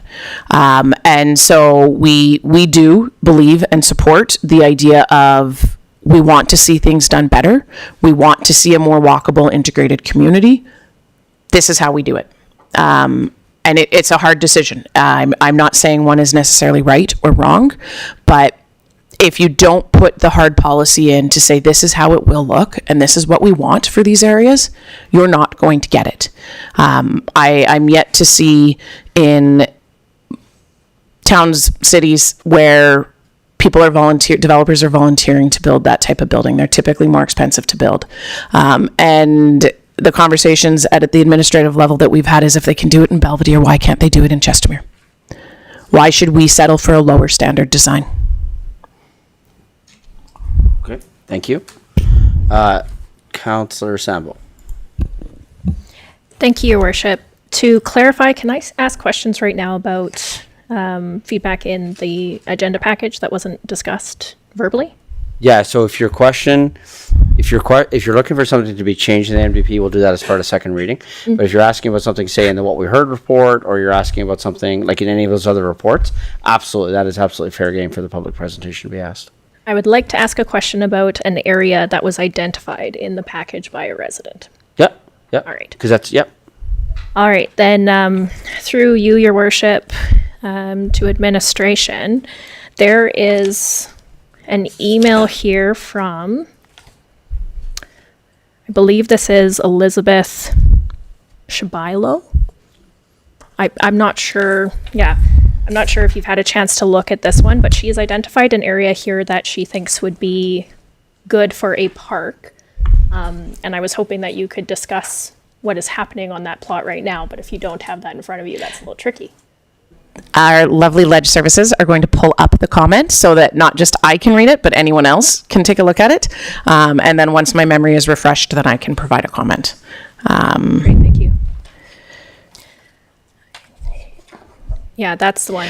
So that area does fall within an existing area structure plan. And the development plans for that area, it's nearly built out. So this is one of those, when something's already built out, it's a little harder to go and change what's happening on the ground. It's already there. We appreciate the feedback, but given that it's under development, it's very hard to change that at this point. I'm not sure. It looks like Kent might have something to say. Mr. Edney? Yeah, thank you. Just to further Ms. Armitage's comments, that's the South Shore development, and it's in it. All last phases have been approved, so it's too late at this point to make any changes to that.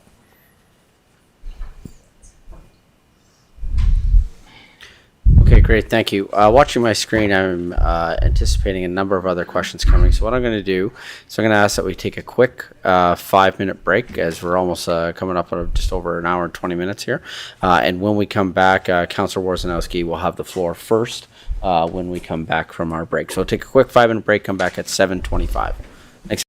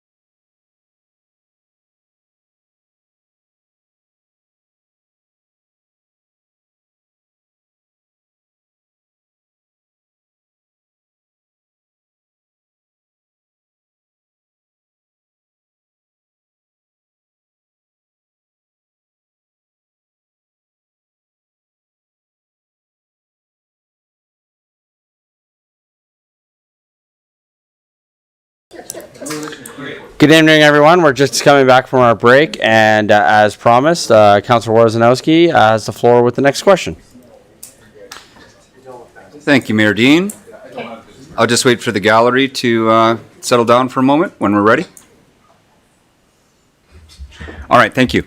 Yes, thank you, Mayor Dean. Through yourself, I'm going to ask the question through administration again to you, Mrs. Armitage. There have been some written submissions in opposition to the MDP, and one of them comes from Mrs. Sonia Leduc from the Lakefront Owners Association, and there's a number of requests. I think they certainly would be happy to hear the lakefront owners, being a lakefront owner myself, that it's a special community that will be designated in the MDP around the lake, and there are a lot of restrictive covenants that had pre-exist the city, that existed when it was a town, maybe even when it was a summer village, in regards to how the lakefront is supposed to be used in regards to secondary suites or short-term rentals.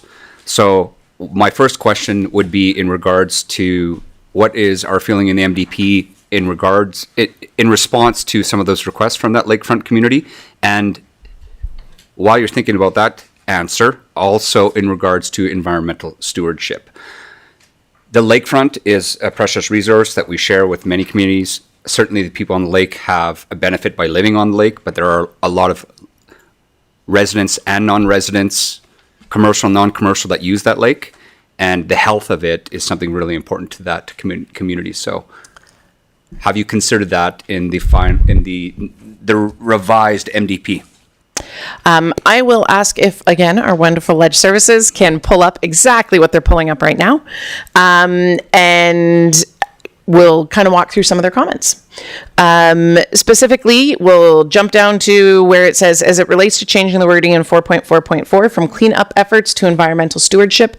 When we use the word environmental stewardship, it can have a lot of connotations. So we went as administration with the cleanup efforts. However, I do think that that could be an amendment at council's discretion if they would like to make that amendment. I think at the end of the day, we are all working towards the same thing about cleaning the shorelines, and we're all working towards that. Environmental stewardship could be viewed in many different ways. So that's why we tried to be very clear in our language.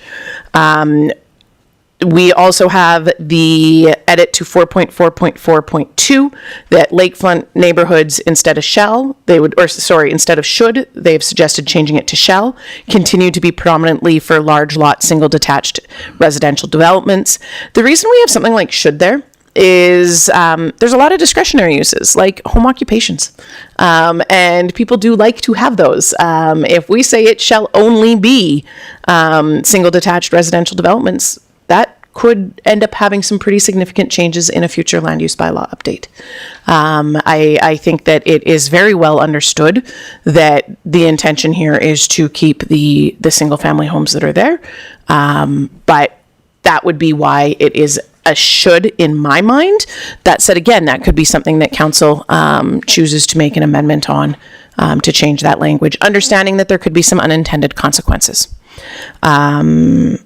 Section 4.4.4.3 requires an edit of the shall as well, and they disagree with using discouraged as opposed to disallowed.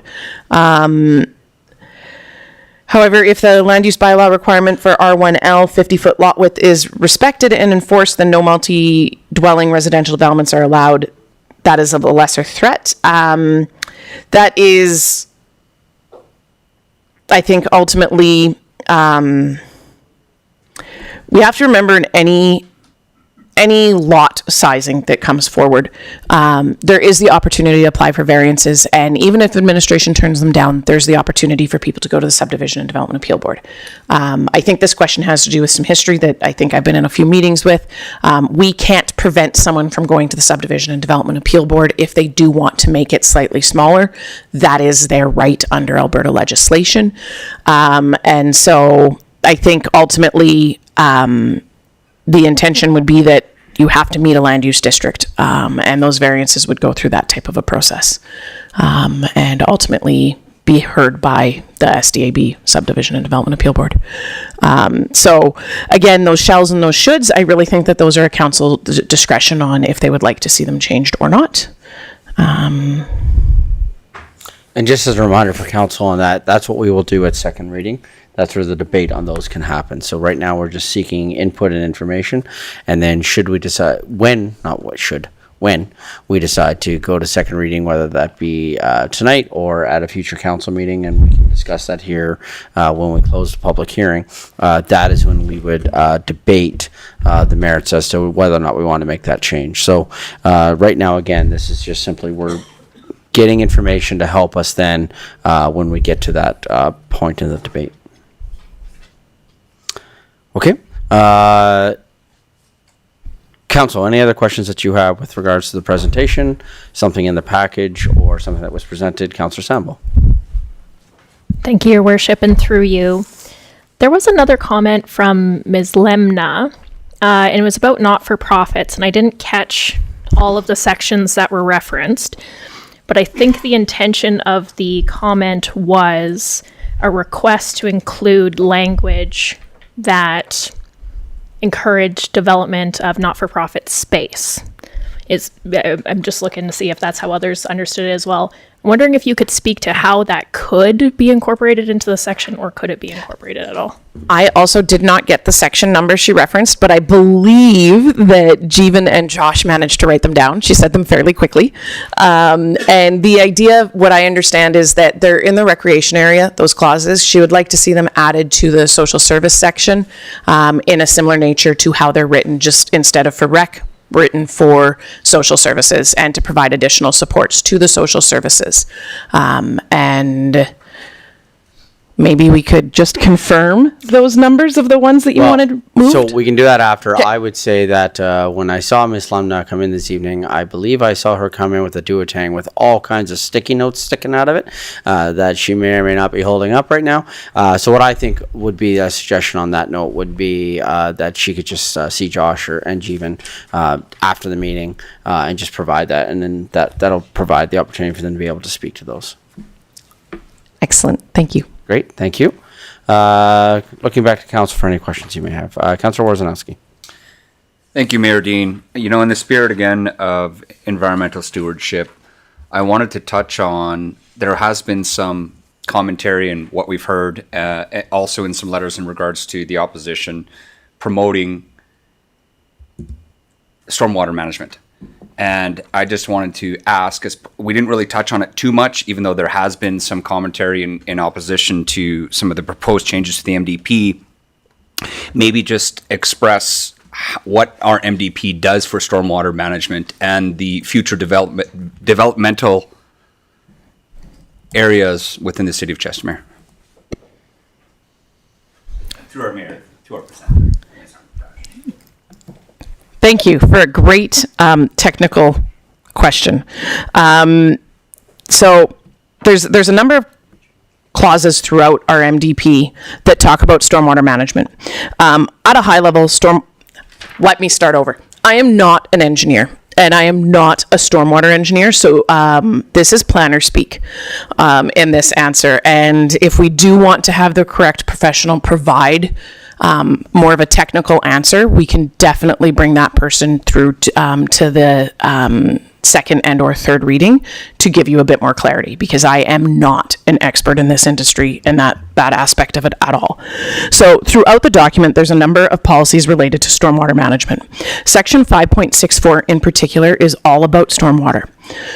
Stormwater is one of our most critical infrastructure elements facing the city of Chestermere and the region. I would venture to guess the representatives from the development industry here today would agree with me in that statement, that not having an outfall right now is a huge hindrance to the ultimate ability for everyone to develop their lands that they own. And so right now we have an irrigation requirement throughout the city that you have to have a zero discharge and irrigation. And so there's implications because land is being used for that. It even is an impact on the acreage infill area formerly east-north acreages.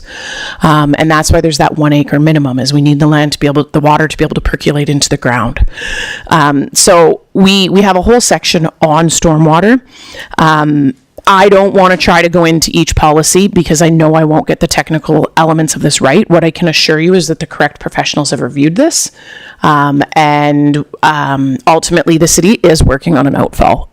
We have a major project being undertaken right now that's kind of a phase one. We also have a couple different studies happening, all related to stormwater, because we do realize how critical of an issue this is for all of our community. We also, I believe, are working through with our partners in the WID, and we have some great engineers who are looking at different solutions for phosphorus loading. I don't know what phosphorus is. I'm going to state that right now. I'm really sorry to the engineer sitting back there who is like crying inside when I say I don't even know what phosphorus is. But it's important. And so there's a lot of solutions being worked on by a lot of people who are a lot smarter than me. And so I don't think I'm giving you a great answer other than I'm comfortable with the direction that's in this based on the minds that have read this and contributed to it. Councillor Ryan? Oh, sorry. Ms. Doherty? I just want to build on with what Liz had mentioned on this. So at a high level, when we consider where the MDP falls, the general language around stormwater is acknowledging that any new development or any development infill either needs to tie to an already approved municipal service or it needs to be dealt with on site. And it says that if you are doing a development here, you have to provide the relevant technical studies. The MDP should not go deeper than that. It should just say that when you develop, you should be developing responsibly and using infrastructure correctly. At those technical studies is where it says that this specific development requires X and this specific development requires Y because of their location and other factors. So it's kept at a high level here because it's intended to be for a high level because stormwater throughout the city is treated differently. Great, Everything she just said. Councillor Ryan? Yes, thank you, Worship. Through you to Ms. Armitage. Now, my question is with respect to a letter provided by Council Development Services, which should be up on the screens. Yep. Looking at, so they're providing a few requests here, and if you could maybe speak to the second request, because I don't quite understand what it is that they're referring to on financial report, reflective of information available.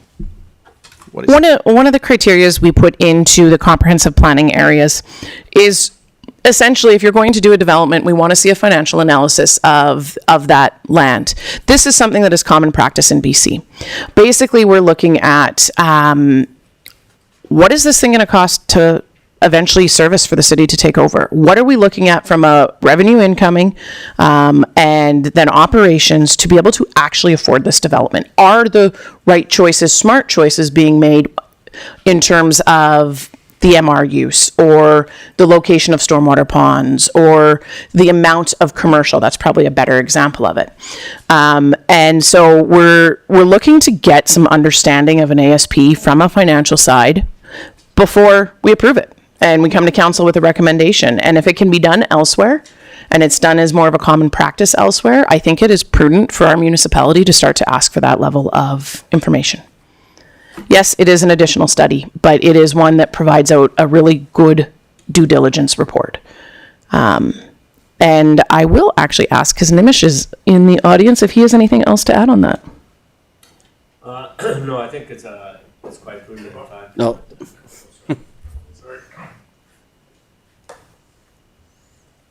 Yeah, it's interesting because, as you know, I'm new to planning and engineering and all this stuff. So I just asked Joe, is this common? Because I think this is something that, as we go down and establish strategies for our industrial strategies, it's something to think about, of having another layer of due diligence from a financial perspective.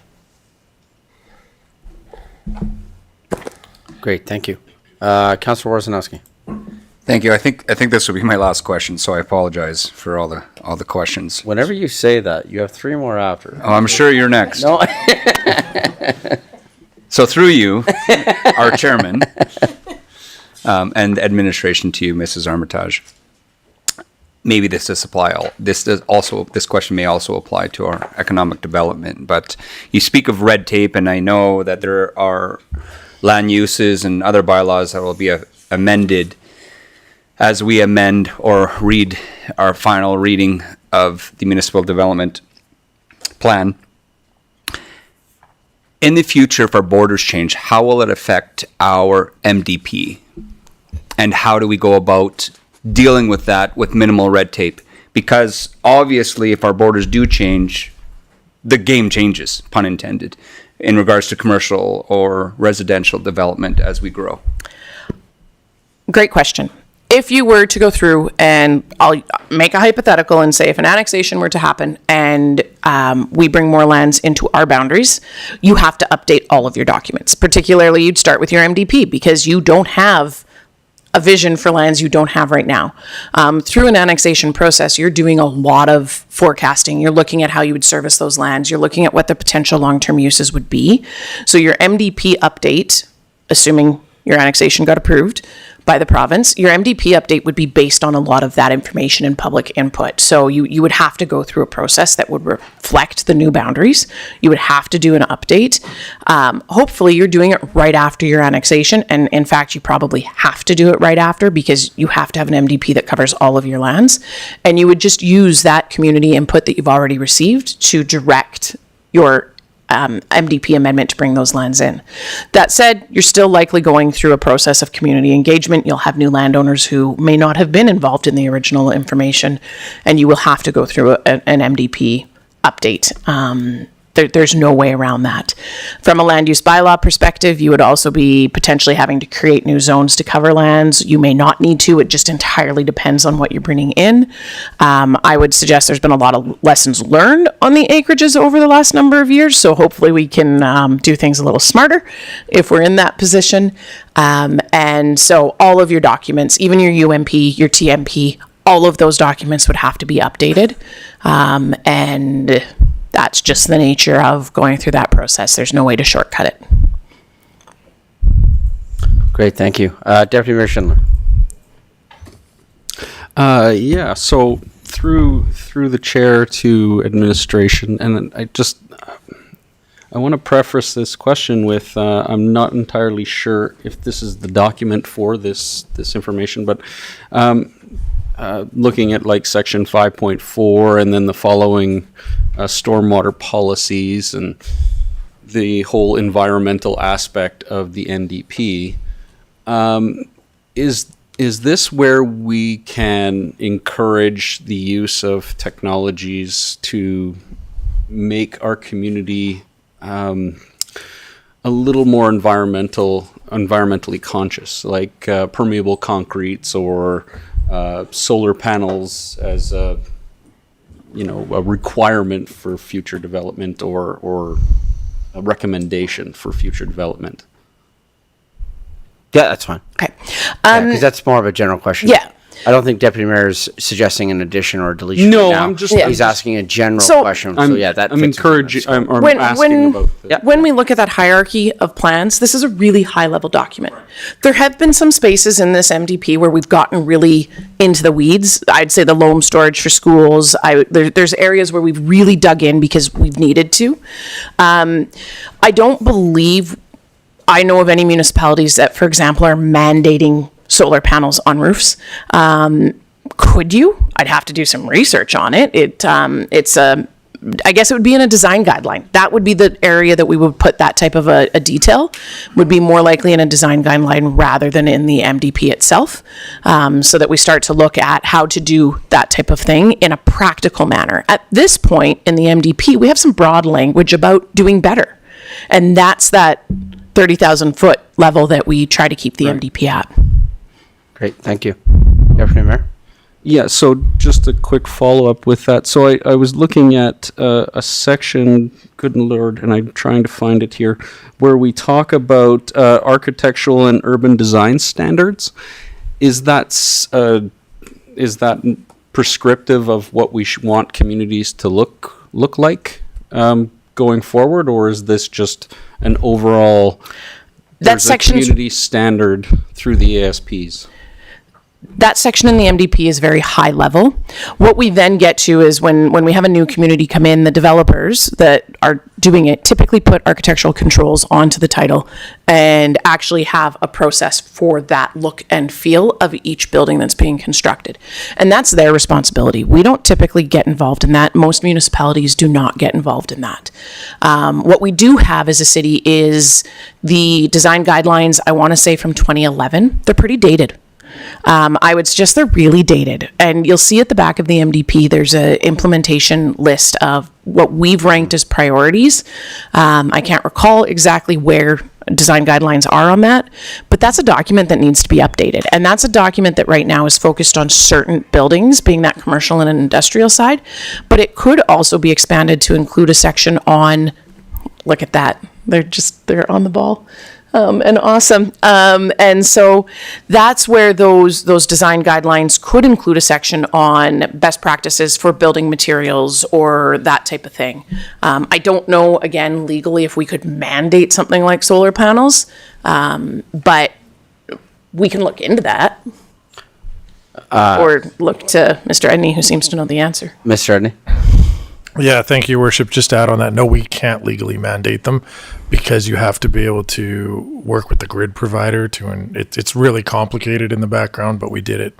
We looked at it in Medicine Hat, and it's not something you could mandate without having a whole bunch of other people on the back side agreeable to it. So it's something you can encourage and promote, but definitely not something you can mandate.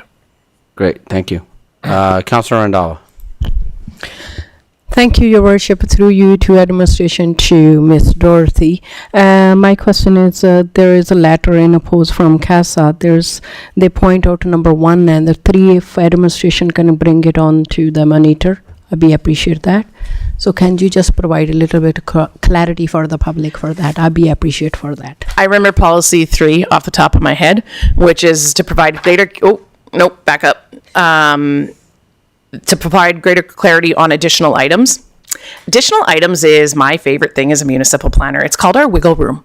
It's the most hated thing from any developer because ultimately we don't have a crystal ball for exactly what application is going to come in. So we often put this clause in almost everything that says, look, we might ask you for more. That ask is based on professional input, whether it be from engineers or planners or economic development or fire. But ultimately, we can't predict every circumstance for what's going to be submitted and where they might do something that is a bit unique. And so if we need that wiggle room as a municipality, we need it.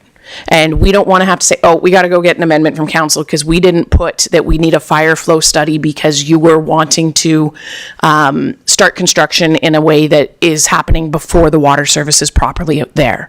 That's just a fictitious example. And so that is... I'm yet to have any developer say, God, we love that you put in that wiggle room clause. But that's what it's about. And it also has to be based in reality. We can't say to somebody, oh, you want to put in a shed? Give us a $20,000 TIA, please. Right? Like that's not based in professionalism. That would be against our ethics as professionals working for the city to do that. And I would hope if somebody ever did, the developers would call us out and go straight to the CAO and to council and say, your staff have lost their minds. So that's what that is about. Number 1, I'll go back and read the first one.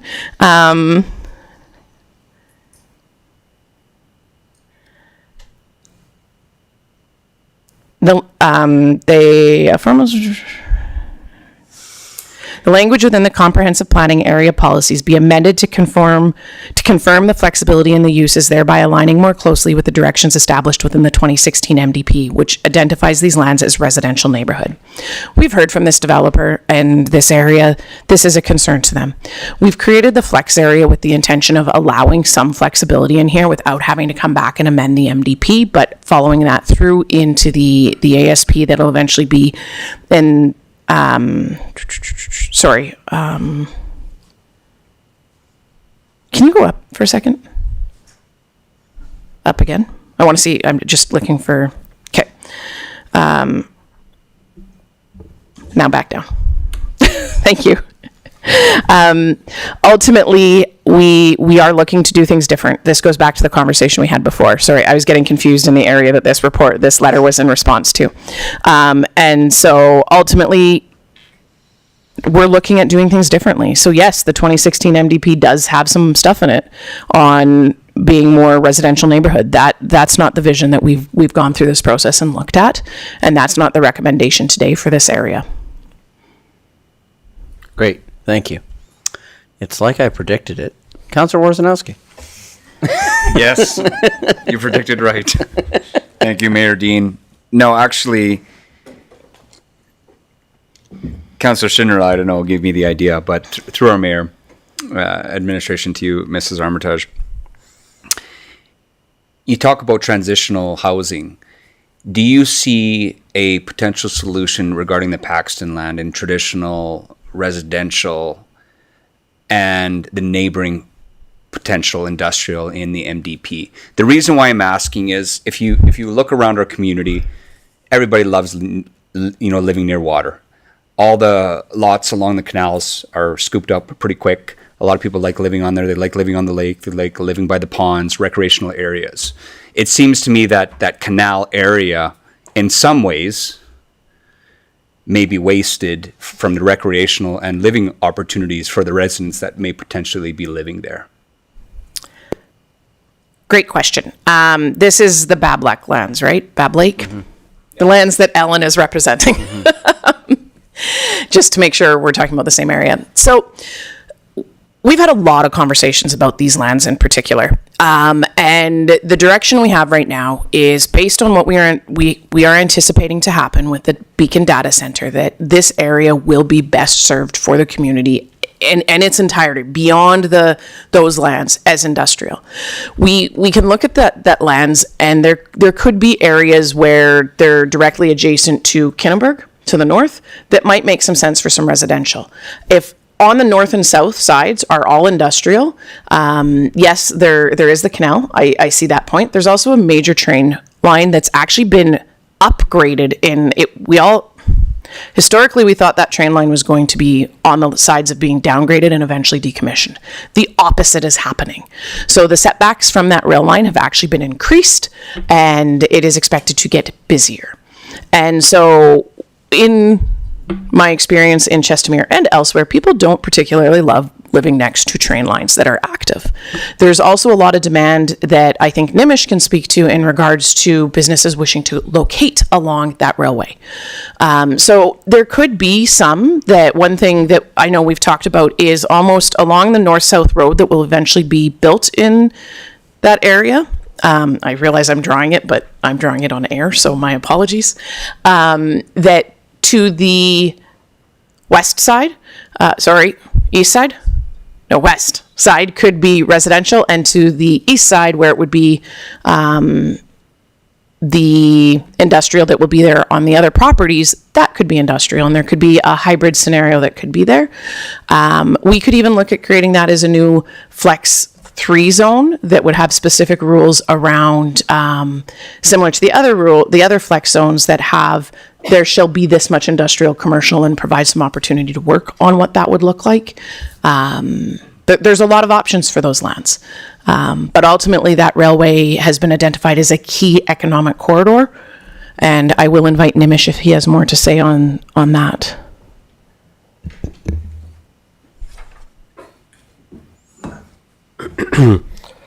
Yeah, so a couple of things. Number one, the importance of having that CN spur, as Liz mentioned.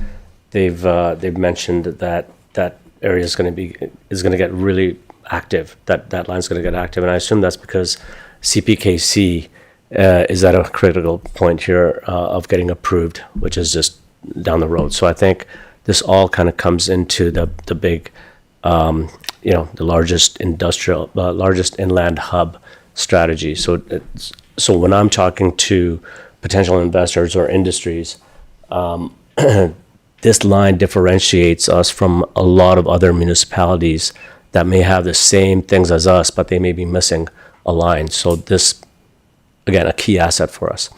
Number two, on the industrial clustering approach that we presently that's in front of us, which is a Beacon data center. It's a well-known fact that when you have a data center, the clustering approach works really well, meaning that a lot of other ancillary services or businesses that rely on high compute power, that there's a lot of new economy compute power companies companies that use compute power that need to be close to a data center. It doesn't work for them if they're 30, 40, 50 miles away.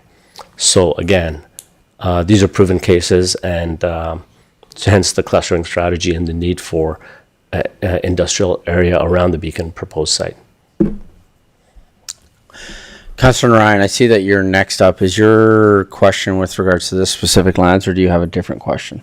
Different question. Okay, so with that, then, if I may, Councillor Ryan, I'm just going to jump in here for a second, because I want to be careful that I'm not opening this for debate right now, because now is not the time for debate. Now is the time for receiving of information. So in that vein, what I'm wrestling with this conversation is, and this was brought up by the presenter when he came up and spoke, was the presenter was very clear that he recognizes, and the landowner recognizes and acknowledges the robust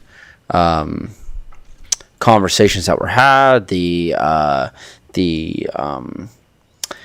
that we collected a lot of information. However, was also acknowledged that perhaps this particular landowner may not have been consulted kind of one-on-one with regards to their land with this. And so I think what I'm wrestling with this conversation, I think that this is going to lead later when we come to debate on this, because we are going to have to debate, I think, and vote and decide, council, what we want to do with this land. So in seeking some information on this, I'm wondering if you can just provide some clarity on that with regards to, if this is such a great economic opportunity, great. But the city doesn't own this land. Somebody else does. So if that's what we wanted to happen, how does that consultation happen with that landowner? Because they have a proposal. Let's say they build this and nobody wants to buy beside that because they're by an active railway. Well, isn't that on the person that wanted to do it? Like, that's their fault that they did that, not for us to dictate. So I think I'm just seeking some clarity with regards to the process on that, because I am anticipating some conversation with regards to possibly debate, or maybe we're not going to debate at all and we're going to vote one way or the other and move on. But I'm just wondering if you could just help clarify that part of the process for me. Absolutely. I think it is key to understand that the city doesn't own most of the lands in the MDP. Right. We're setting out a vision for what we want to be in 25 years, what we want to be when we grow up, what we're aspiring to be as a city, and what we want to put out to the world, and what we want to put for our own residents to experience on a daily basis. And so through this process, it's important to know that if you have to own the land to do an MDP, then MDPs wouldn't be mandatory across the province. Yeah, okay. So ownership isn't relevant. What's relevant is the vision that council has, the fact that we have consulted. We actually have not.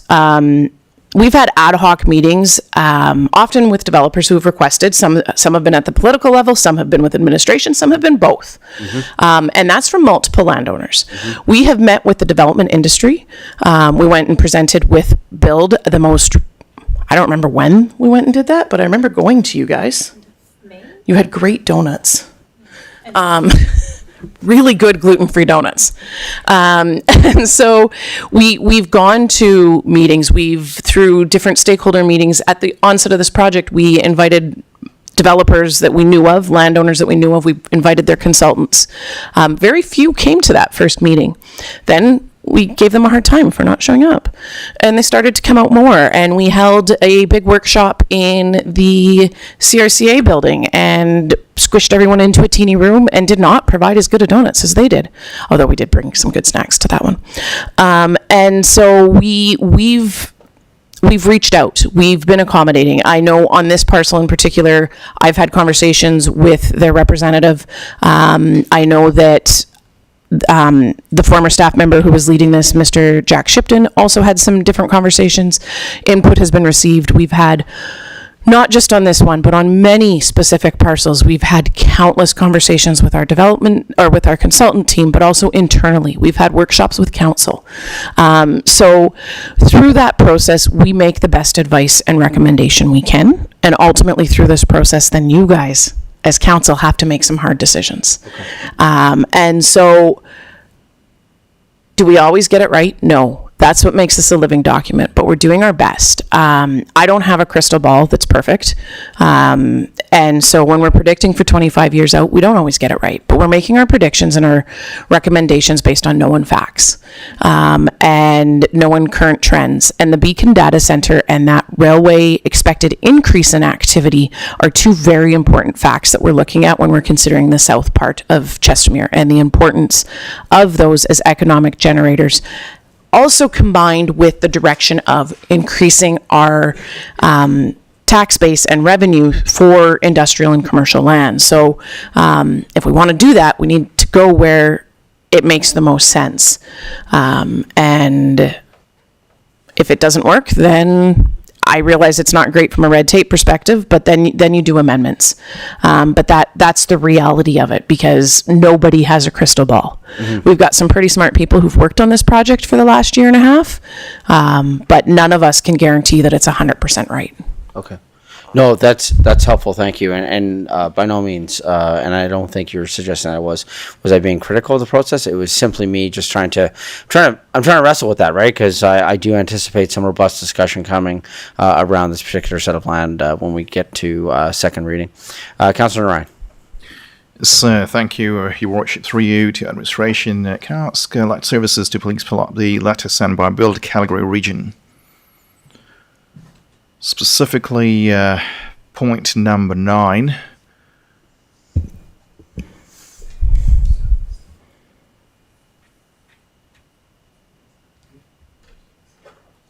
It's all the way to the bottom.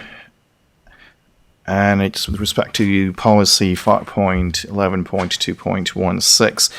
Now, this has to do with the creation of an architectural and urban design standards, and it's being recommended, maybe proposed, that this is not something that should be in the MDP, but maybe should appear somewhere else, land use bylaw.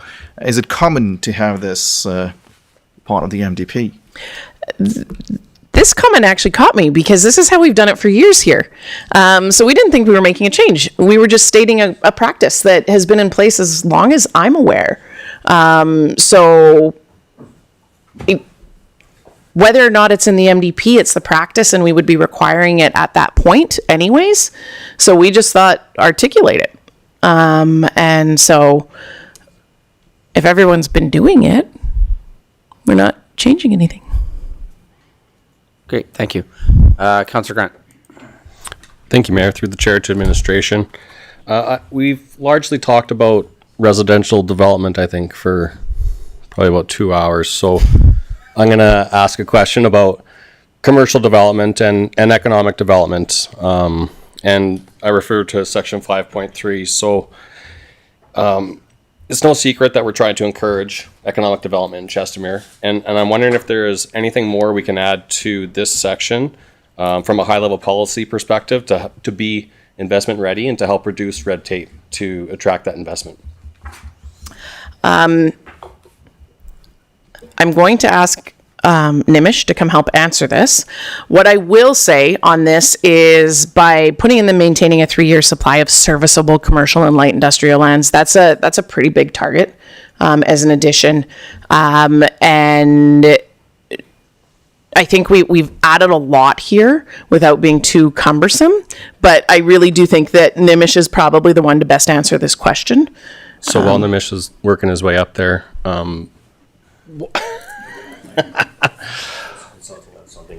sorry, go ahead. I know. Totally missed what you said.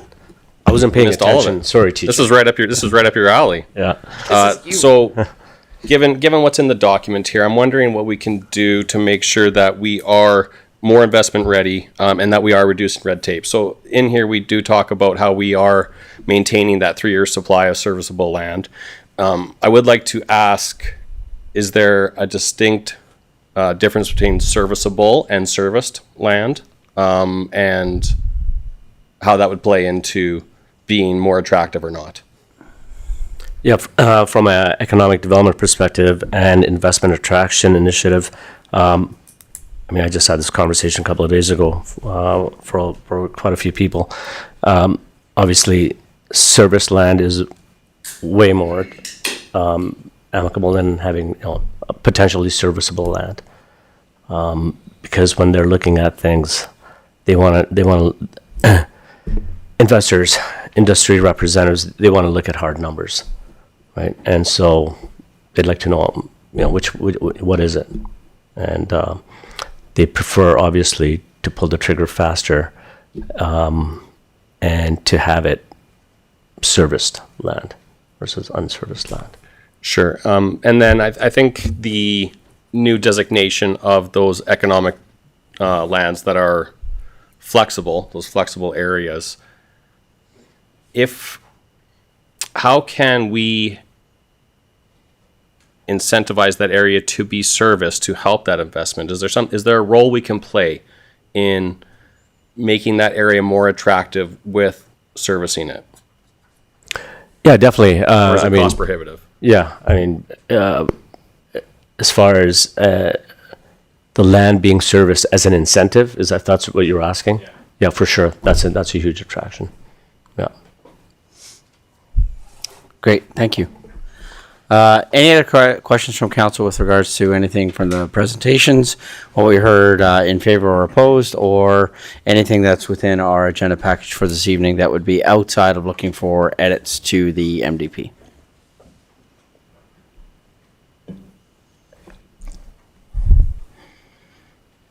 Okay, I just have one very quickly. In the document that was prepared for council with regards to looking at changes and things like that, I know that I'm wondering what would the process be with regards to not necessarily content, but more things like the graphics and things like that, or consistency throughout the document. So this was something that we had mentioned in the first reading. We had talked about this, so I'm just wondering if you could help me understand what that process is going to be with regards to flow of the document and things like that as we move forward. So in the timeline we had to bring it back for today, our consultant team worked pretty hard to bring it up to standards. I would say I'm still not happy with it. And I think the consultant team is aware of that, and they're actually actively working on the assumption that council's going to say, hey, pull that theming that starts in the first half of the document through the second better.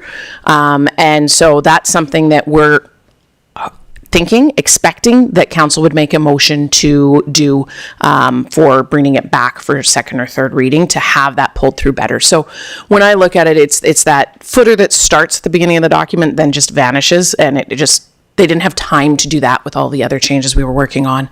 There's more of a graphic feel. The artistic feel is how it was described in the first half. They were working on some more graphics to add that artistic into the second half. They just didn't have time to get it there for the one presented today. So we actually, I'm fully anticipating, and so is the consultant team, that there will be a motion to do additional work on that. And yeah. Okay. Thank you. Last call to council for any questions that you have with regards to public hearing, content in the agenda package, or anything along those lines. Okay. With seeing none, with that, is there any final comments from administration with regards to the presentation? I would like to thank each and every person who's come out and supported this project from day one and all the way through until tonight. And that includes council, that includes administration, that includes every member of the community and the development industry, and any impacted social services that have been coming out and providing comments. And so they've been a great team to work with, our consultants as well. Everybody on this team, Mr. Jack Shipton, who led this project for the last over a year, and just abandoned us a little too soon, ever. And to council for caring and for showing up. Like I said earlier, this is our document. This is what makes us us. And so it's just such a critical piece of a building block for where we're going to go and what we're going to be. And so for everyone who gave their time and chose to spend time talking to our team about this and is sitting here tonight, from the bottom of my heart, thank you. Awesome. Thank you. Yes, I concur. Lots of great work. I want to thank everyone that's attended this evening and provided feedback, and the feedback that we got for the written submissions and everyone that's attended. It's been incredible. So seeing no further questions from council with regards to this, and having heard the final comments now from administration, I'm going to ask for a motion to close the public hearing, please. Councilor Randhawa, can I have you make the following motion, please? Thank you, Worship. I move that the council close the public hearing for bylaw number 020-25, being the municipal development plan, at 8:11 p.m. Great, thank you. Comments, questions? Call for the vote. And that's carried unanimously. Thank you. Okay, now we get to the tough part of the night, where we need to decide what our next steps are going forward. So, council, yeah, I think so. You think you're good for a moment at least. Looking to council here very quickly, I think we have been provided a lot of feedback here this evening. There's been a lot of comments that's been made. There's been a lot to digest. So putting it out to council, also looking to administration for some support and help on this. I think there are a few different options that are presented for us this evening, and just being cognizant of the timing of the evening and those sorts of things. So what we could do is we could look to an adjournment of the meeting, essentially, with the idea then that what we are going to do is we could bring this back, even say, to the July 22nd council meeting, and at that time do second and possibly third reading on that day. And then what that would give all of council an opportunity to do is to consider all the comments that have been made, questions that have been asked, give you an opportunity to digest, and then maybe give a reread of some things, and then give you that opportunity to then come to second reading ready, if you will, to be looking to make amendments to the MDP that you may want to make. So that's one option. A second option would be that we could make a motion for second reading right now. I anticipate there's going to be amendments, and there would be debate and those sorts of things. So we could start that process tonight, and then we could almost, in a way, limit ourselves, because then we could table in the middle of that and then go to, say, July 22nd, and just kind of start that process right now. Or we could saddle up and stay here till 2 a.m. and just, get second and third reading done tonight. I think option 3 is the worst of my options. But I mean, if you want to see a room clear, we go with option. No, I'm just kidding. So I would say that those are the 3 options. And so I would open up to council just for some feedback on how you're feeling with regards to the 3 options that I am kind of putting on the floor right now for ourselves. So Councilor Worzynowski. Thank you, Mayor Dean. In response to your question, yeah, I like your option 2. I love quotes. Never wait for tomorrow for something you can do today. That doesn't necessarily mean that we take it to the distance, but I'm confident our council can certainly at least document the changes that we may want to debate at a later time, and we can table those. But now that it's fresh in our minds, we're fortunate that we've had a public hearing and heard from our residents. We've heard from our administration. We've heard from this panel up here. So I'd be in support of moving forward as long as everyone is willing and able. And selfishly, I'd rather do that when it's 14 degrees outside and raining than it is 30 degrees and sunny. Fair enough. Deputy Mayor. I say we put the coffee pot on. I didn't get dressed up for nothing. Okay, thank you. Anyone else from council? Councillor Sambo. Thank you, Your Worship. There are some items here that I think I will need some time to process to make a good decision on, but there are some items that I would feel prepared to discuss tonight. Okay.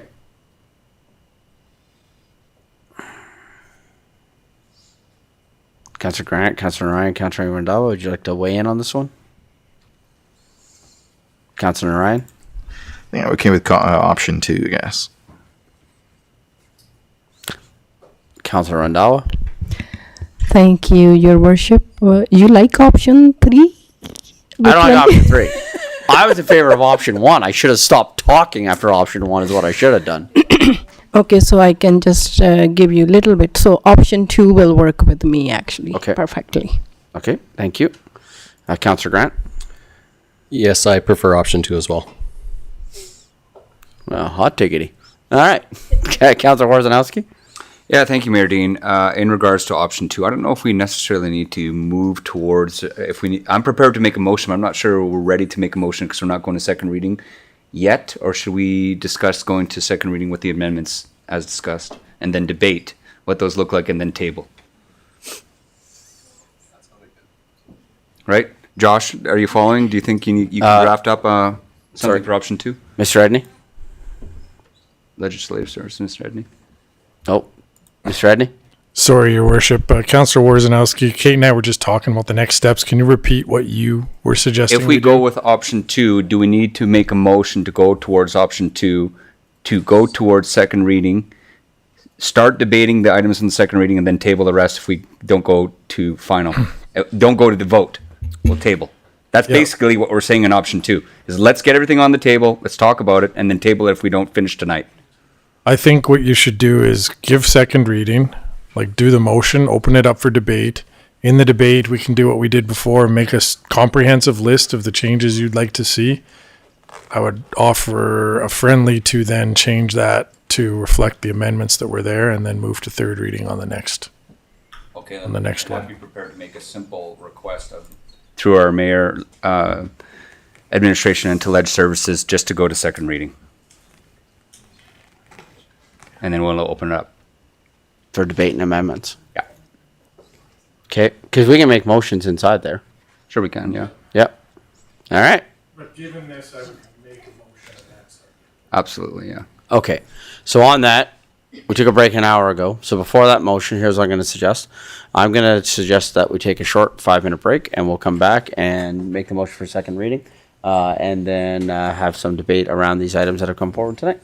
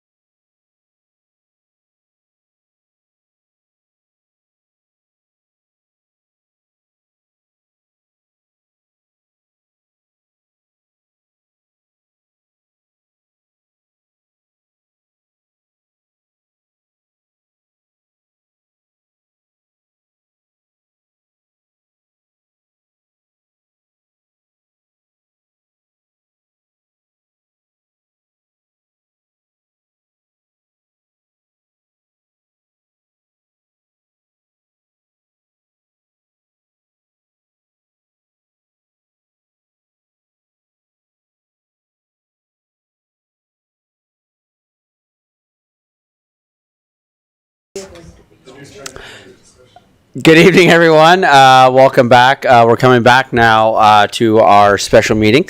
And from this, we had some suggested motions, but we're going to be proceeding with so council, I want to show you a suggested motion that administration has brought forward.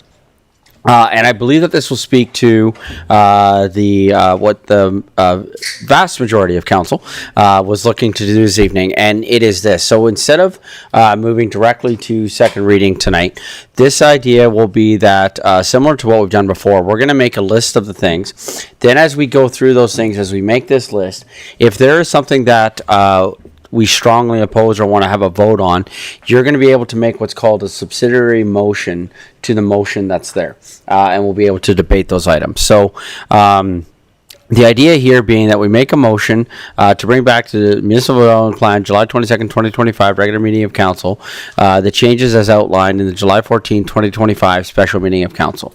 So this will be the motion that we're going to make, and then in a separate document, we're then going to list all of those items, right? And then on that list, if there is something that we are adamantly against, essentially, then a councillor can make a subsidiary motion to have that removed, and then we vote on it.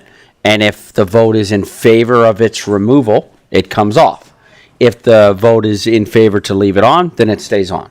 Mr. Edney, is there anything that you wish to add to that piece of the direction? Oh, I apologize, Mr. Edney. No, Your Worship, I think you captured that accurately. Okay. Before making the motion, then, I do see a blinking light on here, but before I click on that mic, Councillor, is there any questions with regards to the process we're about to enter? Councillor Worzanowski. Yes, thank you, Mayor Dean. I do have one question, and I'm also prepared to make this motion as you've described it. The question I would have is, if we are moving forward with something that we would like to see in the second reading as part of the amendment, I like the idea of pulling out the things that we may want to, as council, debate. We should also at least get some level of alignment for the things we do agree on, so administration does move forward in putting that into the second reading.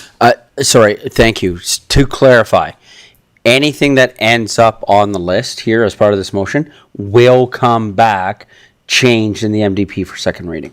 Excellent. Did I clarify that? Yeah. There we go. Okay. So then, Councilor Worzanowski, just before Councilor Worzanowski makes the motion, is there any other questions with regards to the process?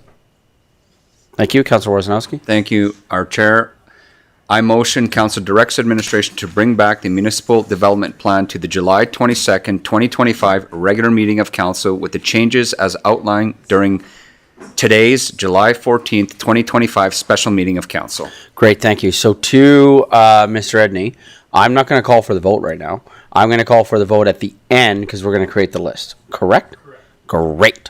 Okay. So then, now that we have a motion on the floor, that now gives us the opportunity to debate. I want to say thank you to Mr. Edney and Legislative Services for your help in figuring out a proactive approach to moving forward. And so now going to open it up for opportunities for people to be able to add to the list. So can we take that off? And then Josh, thank you very much. And we're going to count on Josh's incredibly fast fingers for typing, because he's got a talent in that, that's for sure. So, Councillor Sample. Thank you, Your Worship. I'd like to add two items that I think are relatively low-hanging fruit. The first one being the commercial area in the established neighborhood at the corner of Marina Drive and Paradise Road. I believe we heard from administration that that could be changed. So, okay. Commercial area at the corner of I think it's Marina Drive there, is it? And Paradise Road? Yeah. So process-wise and for expediency's case, after you make a suggestion, we'll just stay quiet for half a second. Council, if you have an opposition to it, then click your mic. If you support it, you don't need to talk. Fair? So to be as direct as I'm being, I just want to speed it up. Good? So we should probably put add the commercial areas. No? You don't like that? I think good. Okay. Otherwise, we're all going to tell you how I support it. Thank you for the presentation. Yes, that's what I'm trying to slow down. Okay, so this is first suggestion from Councillor Sambo. Give it a second. Seeing no opposition, Councillor Sambo, you said you had a second one. Yes, thank you, Your Worship. The other one would be in section 5.1, adding some language to include not-for-profits and social services. And I'll leave that with administration to make a recommendation that's appropriate. Yes, thank you. Any opposition? Seeing none. Okay, Councillor Sambo, were those your only ones to start with? No. Sorry, Just can we make sure he captures exactly how you want it? Yep, ledge services. Sorry, can you just repeat it and probably go a little bit slower? Sorry. Sorry, we're tired too.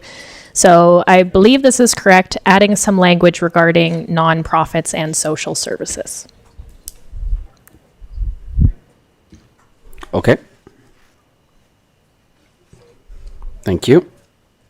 I'm going to offer up a quick, easy one, and that is consistency of the graphics throughout the document.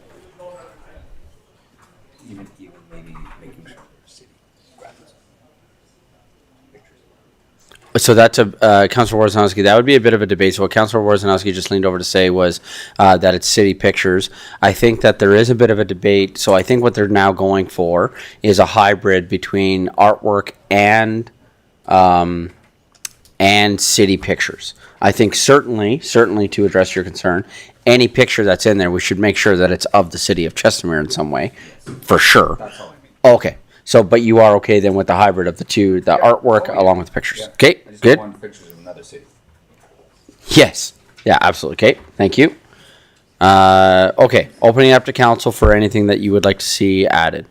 Councillor Worzanowski. I will start with one comment from the lakefront owners, and that is section 4.4.4 to change the wording from cleanup efforts to environmental stewardship. I think it's a stronger message that we send the community that live on the lake and use the lake, instead of just using cleanup efforts, because that now just relies on the lakefront owners to clean up the lake, and it's more to it than that. I'm wondering with that, Councillor Worzanowski, given the small concern that administration had, but administration had one anyway, what if, for our own context, we added a definition of environmental stewardship in the document? Would that address the concern? It would help. Okay, Sure. So environmental stewardship, and then Councillor Worzanowski, can you speak to the section you want to see edited, please? Yes, 4.4.4. And then the definition will obviously be added to the definition section. Correct. And the term cleanup efforts will be changed to the environmental stewardship.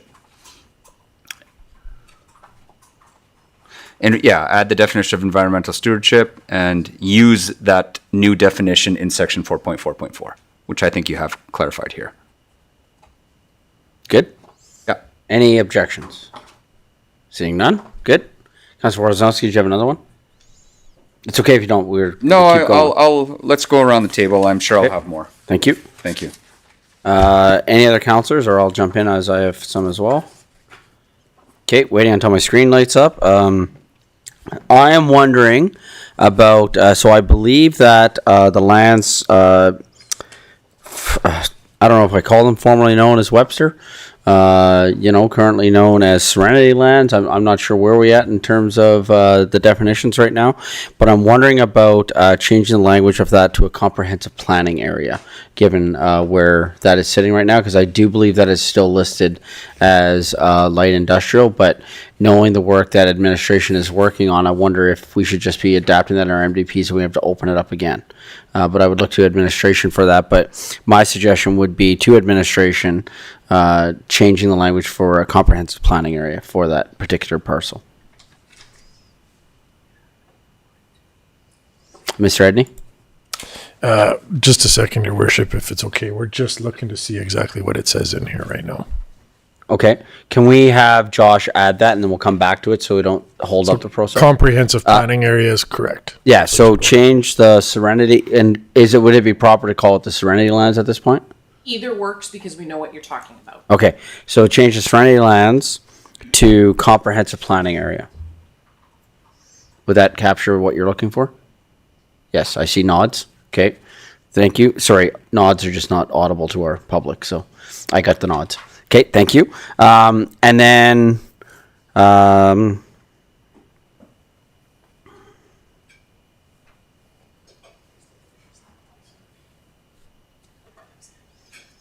just watching my screen. I would also like on page 110 of the document, so page 110, 5.8.1.6. I would like to see us change should to shall, and I would like us to be more specific. So what I'm getting at is this is in relation to the work that we are wanting to do with regards to healthcare facilities in Chestermere. I think that I want to thank you, administration, for the kind of first swing that we took at this. I just don't feel like it's strong enough.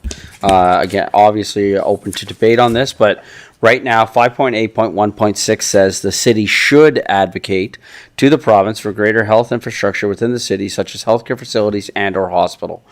What I'm suggesting is that 5.8.1.6 should say the city shall advocate. I think we should use very strong language on this, and that we should also include, we should be specific and include things such as walk-in clinics. So walk-in clinics, healthcare facilities, as well as hospital. But I think we see a need right now for walk-in clinics in Chestermere, and I think that this will also then address some other issues. For example, the aging in place that has also now been updated throughout the document. But if there's no strong opposition to that, that's something that I would like to see. So I'm seeing two lights flashing. Councillor Sambo, is this in opposition, or would you like to add something, or are you looking to talk about something completely different? Completely different, thank you. And Deputy Mayor, I see your light up as well. In relation to this, or different? Different. And Councillor Warzanowski, same as this or different? No, same. Same, so Councillor Warzanowski? Yes, thank you, Mayor Dean. I'd only just add, instead of healthcare facilities, I mean, that kind of covers it all, hospitals, and if we really want to be specific, we know the residents would love to see, maybe even in advance of a hospital, just something like an urgent care. I'd support that. So healthcare facilities, urgent care should also be listed in there. Absolutely. Yeah. I think covering a broad stroke, but I also just think that I'm pretty passionate on this one, that this should be shall. Like, go get this done, councils, including ours. Okay. Thank you. So now, Councillor Sample. Can I make new comments, Your Worship? Yeah. All right. Yeah. I have two comments with some questions built into them from the Chestermere Lakefront Homeowners Association recommendations. Through you to administration, if I can, on this 4.4.4.2, which says the lakefront neighborhood should or shall continue to be primarily for large single detached residential development. Just some clarity, if that was changed to shall continue to be primarily for large lot single detached residential development, would that stop, for example, home offices from happening, or what would that limit? Miss Armitage.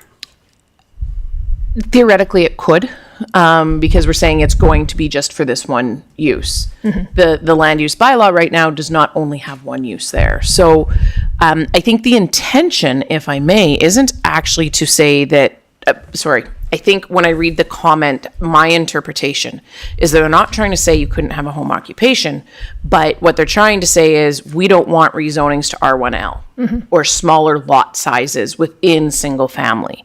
Because it's the large lot, single detached residential development. The wording of this clause isn't so prescriptive, because some people would say that the R1Ls are, not R1Ls, the planned lots are large lot. It's subjective. Our definition is those are not large lots, they're narrow lots. So I don't know if the edits to changing it to a shall would have unintentional consequences. And I think it's something we can definitely look more into. I'm just a bit hesitant to make that comment without having a thought on it, an additional thought on what the implications could be. So then on that note, if Councillor Sambo is suggesting that we, saying it's only shall. sorry. If Councillor Sambo is suggesting that we change it from should to shall, then you could, in theory, when this comes back, tell us why you did that or why you didn't do that. So she could just make that recommendation right now.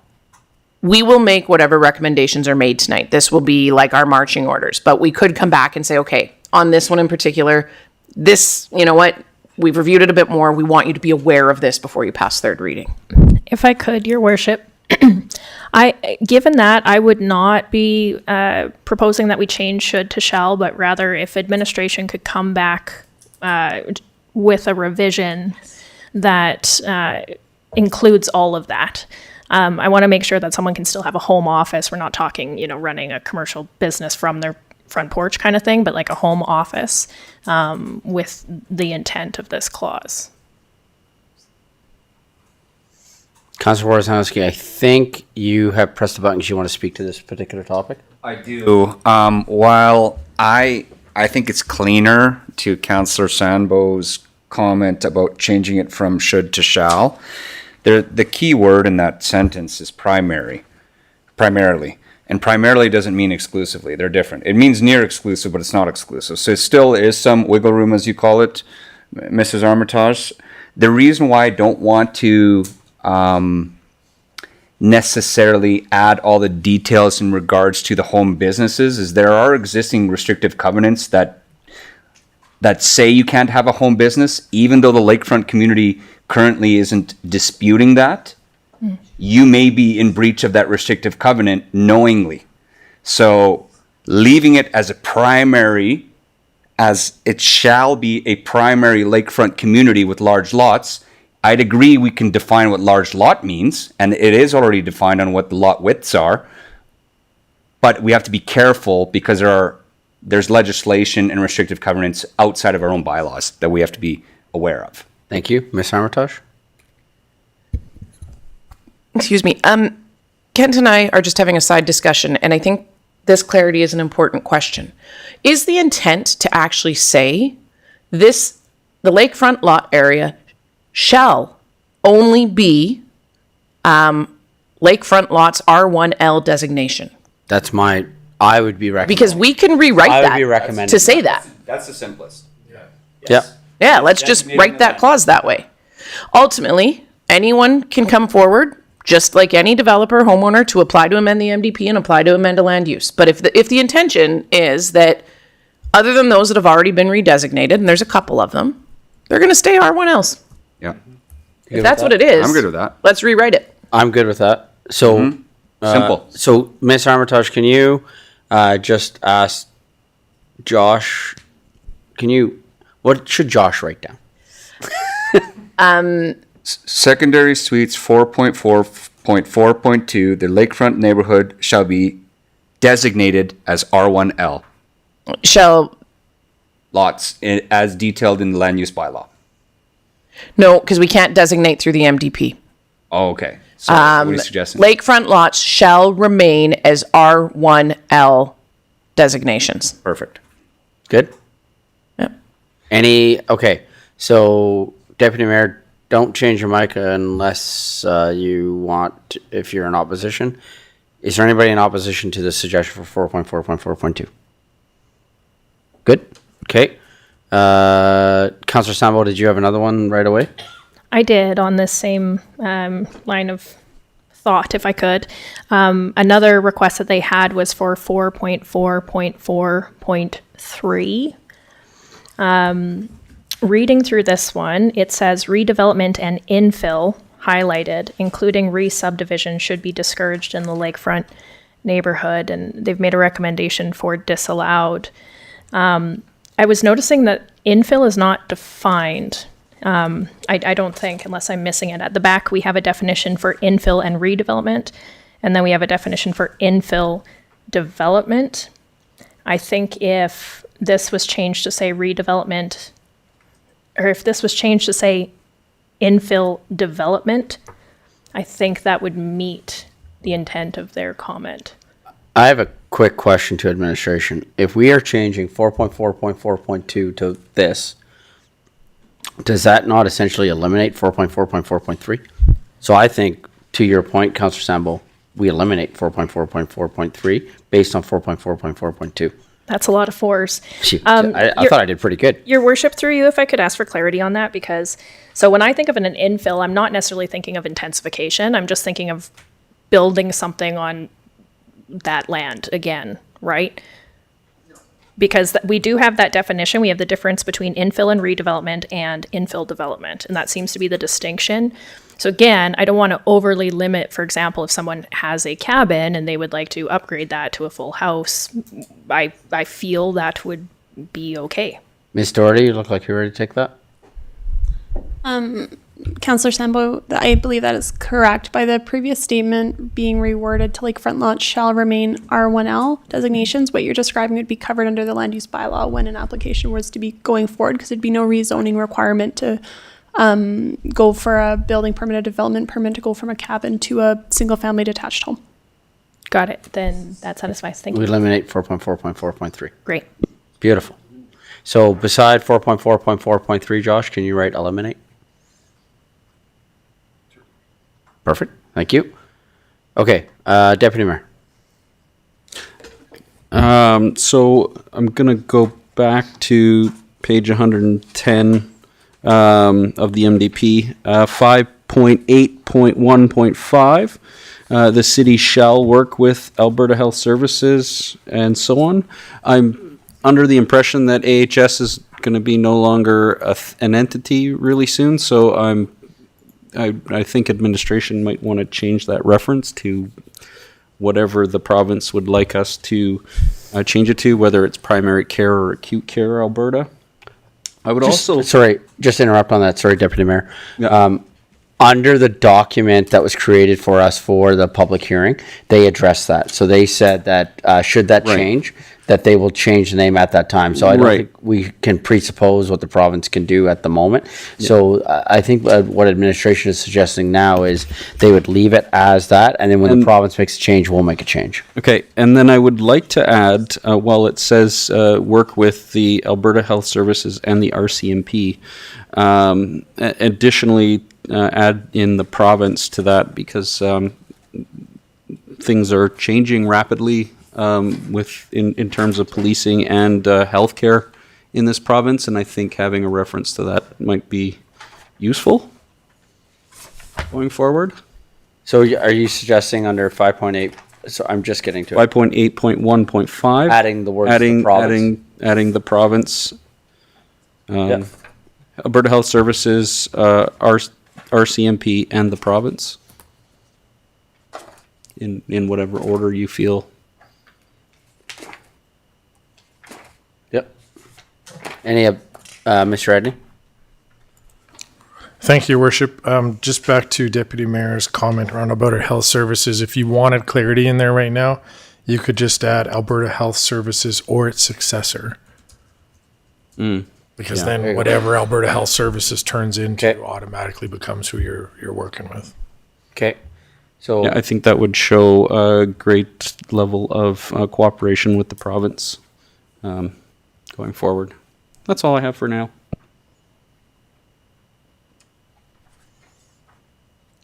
No, sorry, we're not adding the RCMP to the clause.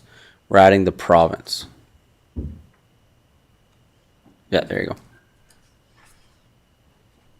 Good, good, okay.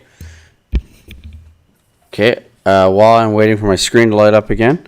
Okay, I'm going to open up one for possibly a bit of debate on this. And this goes to, and I apologize, I didn't write the page number down for some reason. I don't know why I didn't do that.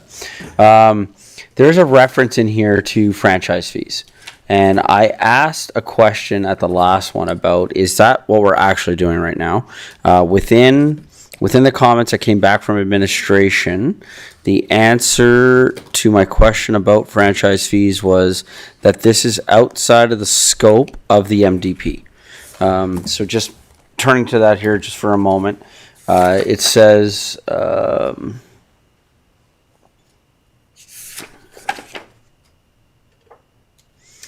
someone finds it faster than me, I'm open to it. Is it on page 100? There we go. Thank you. Okay, so 5.6.6 says it collects franchise fees from these utility distributors for using municipal land for their infrastructure. These fees are then allocated for the replacement or major repairs of municipal infrastructure so that facilities and services remain up to date and functional. So the original question that I had is this happening? What are we doing? What's happening with this? The question I got back, the answer that came back, that's in our document that I will find, but I can't at the moment, was that the answer was that this is outside of the scope of the MDP. So if it's outside of the scope of the NDP, should we just not mention it? It's in our, I'll find it. I will turn to Ms. Armitage so that I can stall to find what I'm looking for. We can provide the context that the language that's in that matrix was, I understood it was a question of more information. What we were provided from the team that was put into the MDP is a brief summary. That's all it was intended to be. But Mr. Edney can add more details. Mr. Edney? Your Worship, I believe my recommendation would be to remove that sentence. That isn't what is being done right now. It's what we're working towards. But as we've talked about during budget, the past few years, franchise fees just go into the general operating coffers, so it's not being used in that form. So yeah, it's not accurate at this point, but I think we're going to work towards using those fees for that purpose in the future. Thank you. Yeah, that's exactly what I'm suggesting. Is I think it should also be removed exactly for that reason. So I guess what I'm suggesting then is on, I believe you said it was page 100. The removal of the references to franchise fees.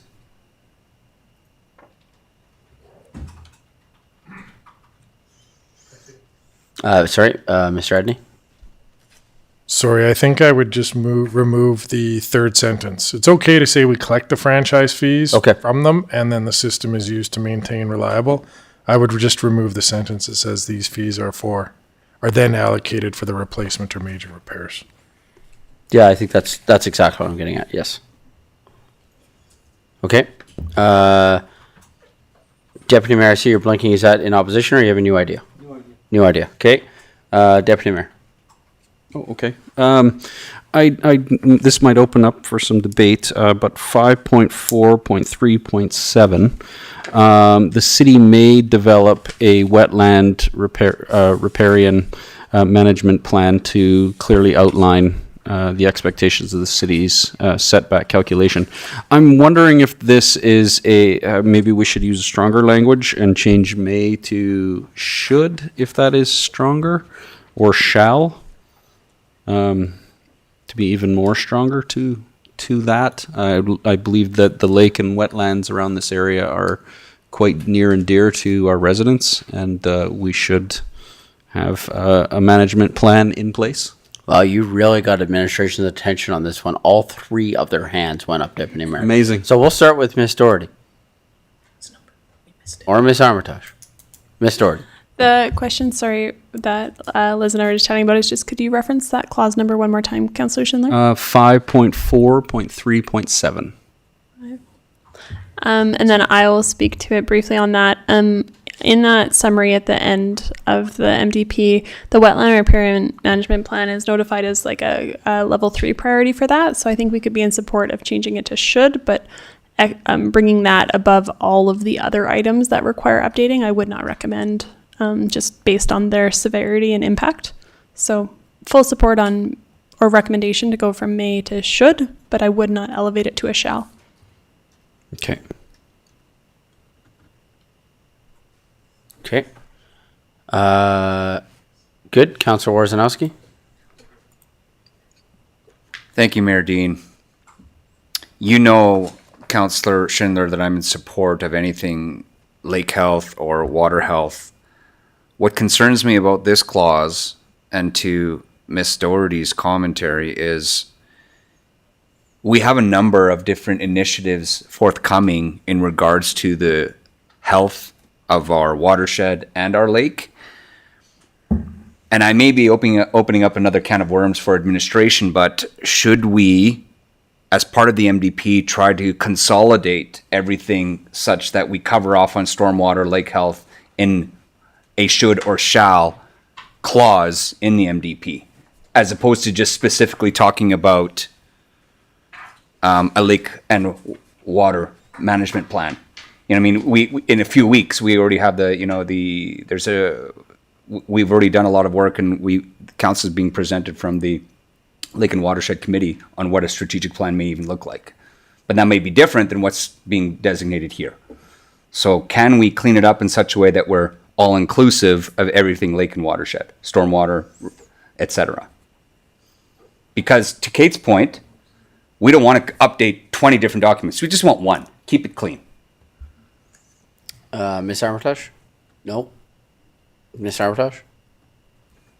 Yes.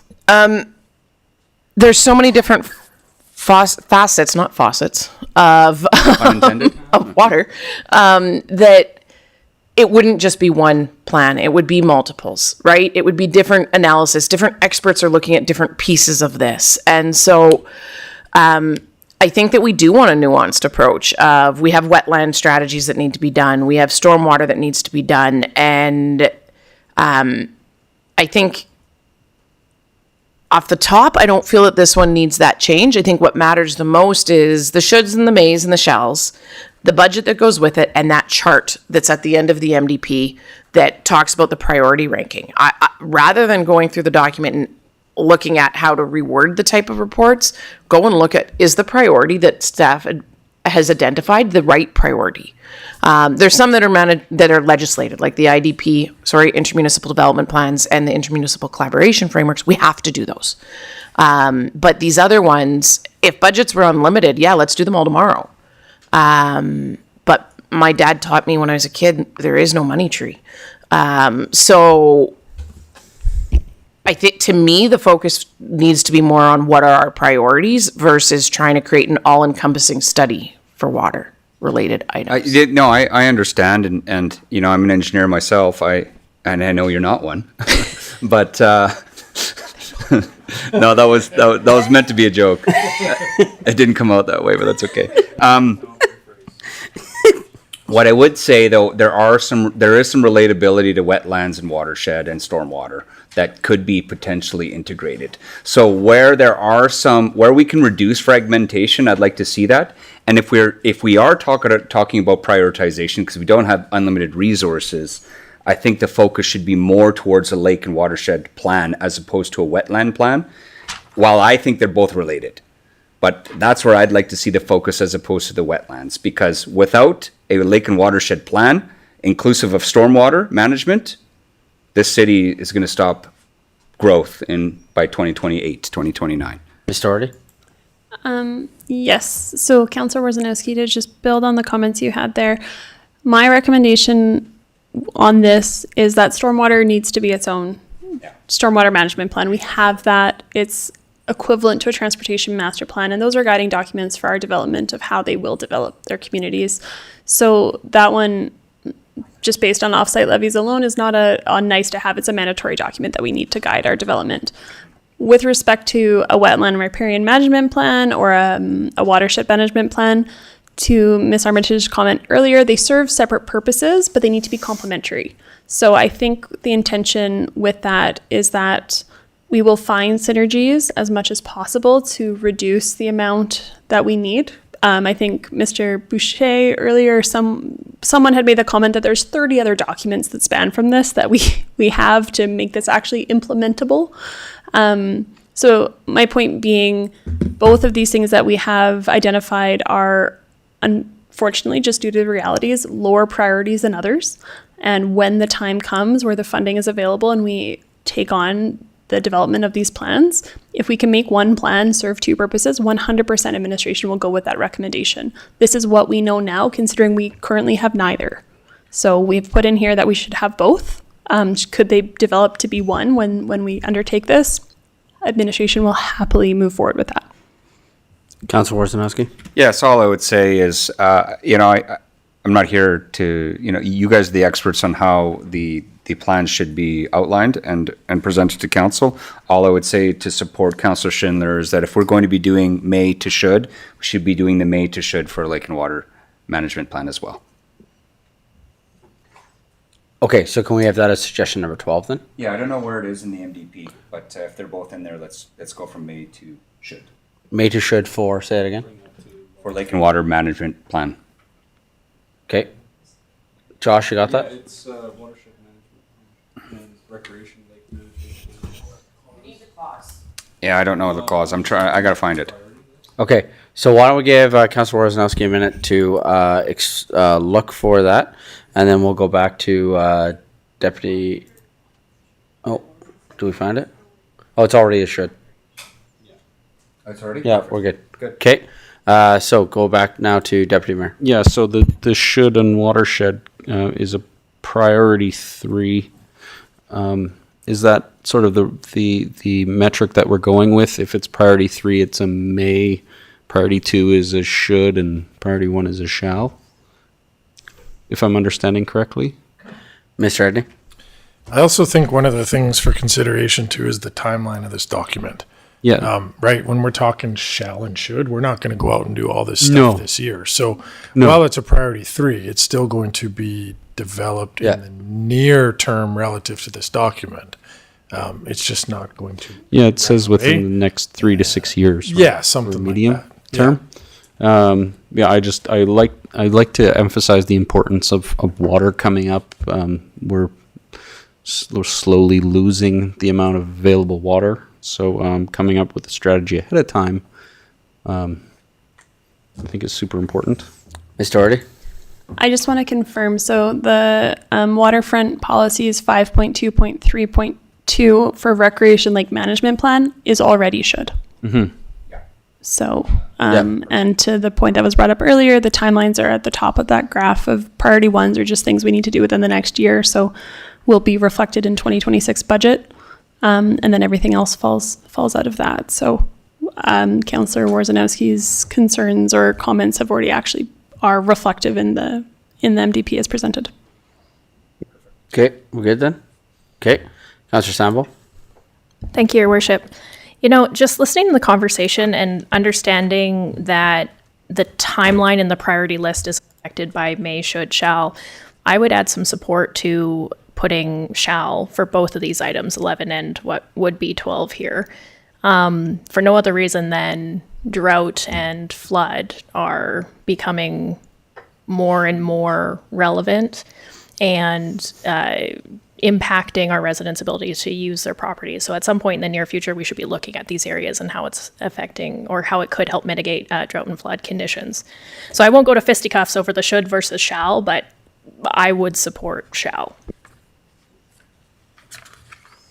Is that on 5.4.3.7? Sorry, Councillor Sample? Yes, that, and then 12, which was also going to be stormwater, whatever that subsection was. Okay. Any objections to just making it as strong as possible? Well, must is as strong as possible. Any objections to the shall? All right. Seeing none. May to shall. Good. Okay. With relation to water, and no pun intended, but maybe, given it's 9:15, maybe pun intended for a little bit of levity. Page 68. On page 68, it's what connects us is currently an artistic one. I would like to make a recommendation that the full page graphic here be like a mosaic of Chestermere. And what I mean by that is like our businesses, our green spaces, our schools, our events. We have so many pictures of what makes Chestermere, and this section is what connects us. And so I'm just suggesting that on page 68, we allow our comms team to just go have some fun and put together like a mosaic of what Chestermere is. Some of the iconic things that we have, our lake, John Peak Park, the beach, and just create a mosaic of Chestermere pictures, as opposed to the artistic piece on this particular page. And I see lights. Are these lights objections or new ideas? I got Councillor Sambo, no objection. No objection from Councillor Ryan. So I'm suggesting for number 13, Josh, that page 68. Instead of the rugby ladies. Yeah. That page 68 of the document, what connects us, be collage of pictures of Chestermere, like a mosaic of Chestermere. Mr. Edney? Thank you, Your Worship. The only suggestion I may have on this particular one is we have really about 1 day to make all of these changes before we publish the agenda. I doubt that will get changed in time, as long as we're understanding that something will come forward for third reading, or even in the final version of the MDP, if that's okay. Yeah, absolutely. Okay, You can even just highlight that to be updated. Yes. Right? Absolutely. Yeah, I'm totally fine with that. Okay, I got lots of lights lighting up here, so we'll go to Councillor Sambo. Thank you, Your Worship. I just wanted to back up, if I could, to that 5.4.3.7, because my intent with that was also to mirror that language with the stormwater management plan. We had it up, but I can't find the subsection on that one.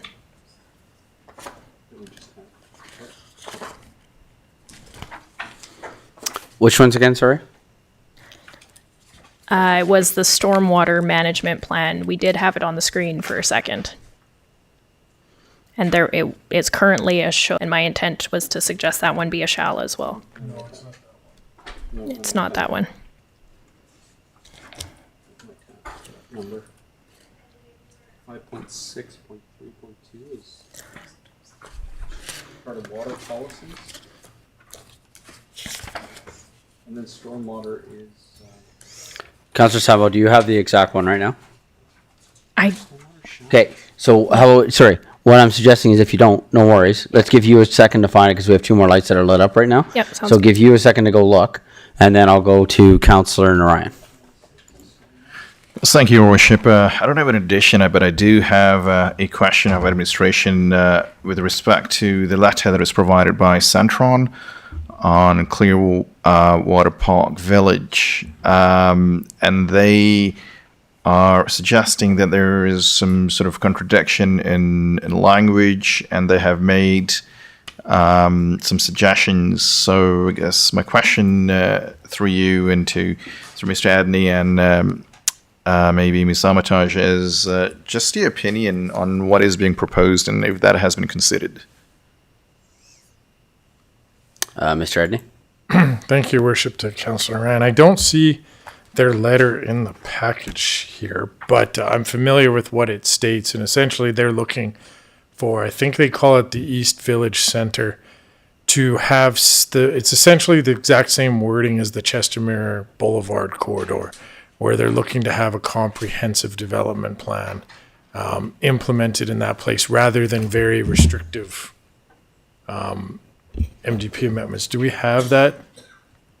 There it is. The difference is comprehensive development plans don't have area structure plans on top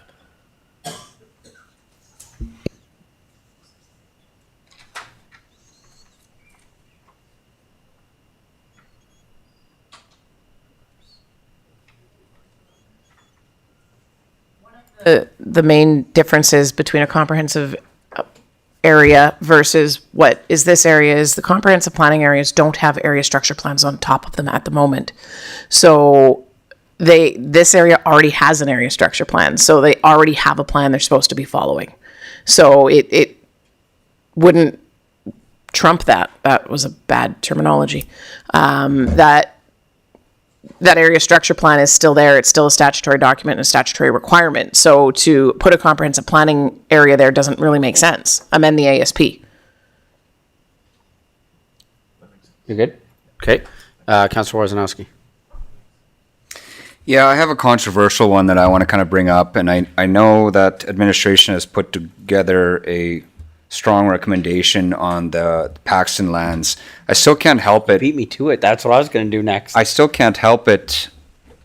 Look at those lands at the very minimum along that canal and see how valuable the recreational corridor is along there. I'd love to see at least a pathway being designed into that. And I am quite sure that our planning team can structure a, guidelines and what that transition would look like if it wasn't commercial. I don't know what council thinks about that, but at the very minimum, along that corridor, along the canal, we need to be really thinking about how we want to use that space, whether it be residential in transition to commercial near the railway, or maybe recreational at the very minimum, with something that looks aesthetically pleasing if it does stay commercial. Just kind of want to bring that up to council, see how everybody thinks along the canal especially. So I'm going to jump in because where you're getting is almost too far down the tracks a little bit. You're starting to get into ASP. However, what I'm going to suggest, what I'm going to suggest is, I think what we should do right now, and let's open this one up for debate. I will put on the screen my suggestion, and then we can have at her, if you will. So I'm going to wade into the shallow end. I have another idea too. So I'll go, and then we'll argue. Sounds good. And my wading into the shallow end on this one will be, I think that we should leave that land zoned as residential based on the work that landowner has already been doing, even based on Councilor Worzanowski, what you were just saying, because then that would lead to some of those things, because then there's a whole design that would happen with that. So my suggestion would be, after hearing the feedback from the landowner and the landowner's representative, that those particular lands should be left with their current zoning. Yeah, I was thinking something along the similar lines, and I'd be prepared to make that motion, or at the very minimum, leaving it as a flex. So the only reason we're going to need a motion is if somebody lights up the screen and disagrees, right? Because that's kind of the process we've kind of agreed to, right? So turning to administration, that's for this group to continue to proceed with what they had presented during the public hearing, with the documents that they've given us, for them to be able to continue to proceed with that. Do we just leave it zoned the way it is now? Mr. Edney? Yeah, thank you, Your Worship. As we're talking about it over here, I think to make it consistent with the updated MDP, we're suggesting we call that area Flex Area 3, which allows you to do the commercial and do the residential. I'd like to see that better, because then you can choose. Instead of light industrial. Yeah. So Councilor Worzanowski, can you as say much what as 14 should say then? Yes, I'd suggest that where the flex areas, I think section 4, flex policy area 2, we can add another flex policy area specific to that area that allows the same thing as our other flex policy areas. So then that way it could remain as residential or as commercial at a later time. Then let the community decide. Ms. Armitage? What I would recommend is creating a flex area 3. Both other flex areas do have slightly different nuances, so this one would be slightly different. What I would focus on, and Nimish is still here and hopefully thinking clearly because it's been a long day, is focusing on the flex area with the commercial along the railway. Yes, definitely. And that provides the residential for the land. They can sort through that, come up with some designs that work for that. But then the railway, which is the main economic driver, that there is commercial industrial along the railway. I like the sounds of that. And then so I guess then what we would say here for Josh, if I could indulge our mayor and the rest of council, is we could describe that area as a new flex area with the conditions that along the rail line, we'll have it an economic corridor. Along the canal, we'll have a residential and recreational corridor. However you want to describe that in the MDP, I think you're getting the idea of what we're looking for here. And the bonus of the flex area is then there's no amendment required to the MDP. That's right. Because if we kept it as residential, unfortunate maybe to the Paxtons, if we kept it exclusive at residential, we may not have it may be too much red tape to overcome if we wanted to change it later. There's never too much red tape. Right. So 14, we just don't like it. Okay, so for 14, we're calling Flex Area 3 Flex Area 3 with commercial industrial along the railway and residential, recreational along the canal. You don't like it? Mr. Edney? Mr. Edney? I just think if you drive out and see that area, it's going to be really hard to have commercial along the railway and then residential right north of it. Like, it's a very challenging plot of land that's very tight. I don't want to be too prescriptive. That's what I'm getting Can we at. just leave it flexible Saying then? that it's, I would just call it a flex area and look for some input from Mr. Boucher and his client on what could practically and feasibly be done there, knowing that council would like to see some commercial type of development in that area as well. If I may, in the other areas, there's a percentage that needs to be commercial is essentially what we've done. And obviously this one would, I think, be a lower percentage. The one thing I do have to say, working with somebody when we have one day to make changes is going to be very, very hard.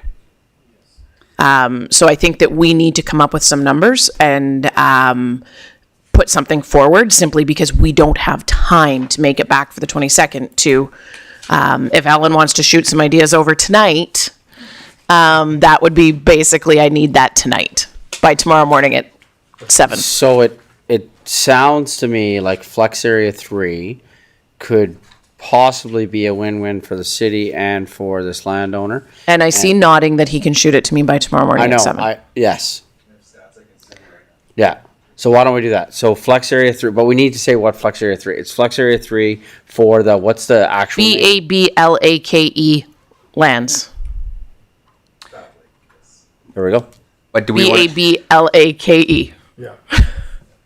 Good. do we name that in the MDP if the land? What if the landowner changes? No, that's just our reference for this list. Oh, okay. Yeah. Okay.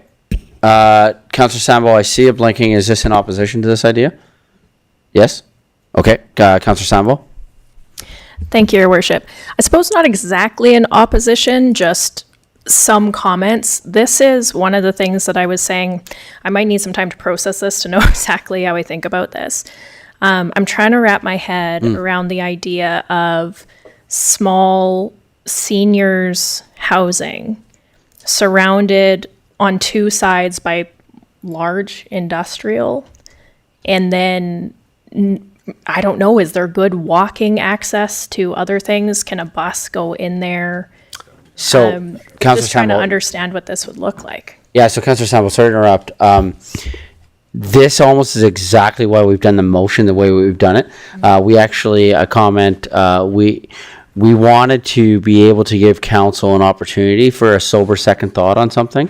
And so that's why what's going to happen is that this is going to come back as a recommendation for second reading, right? And so that'll give all of us a chance to do that. Administration's going to work with the landowner, bring back some information for us for second reading to be able to address that. So I think with your comment right there, I think looking to Ms. Armitage and Mr. Edney, that if they are able to, and Ms. Doherty, if they're able to capture your concern that you have right now, this is what you are expressing is exactly why we're doing the process like this.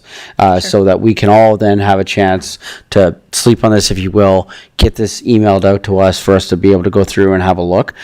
Because what we're not doing right now is doing second reading.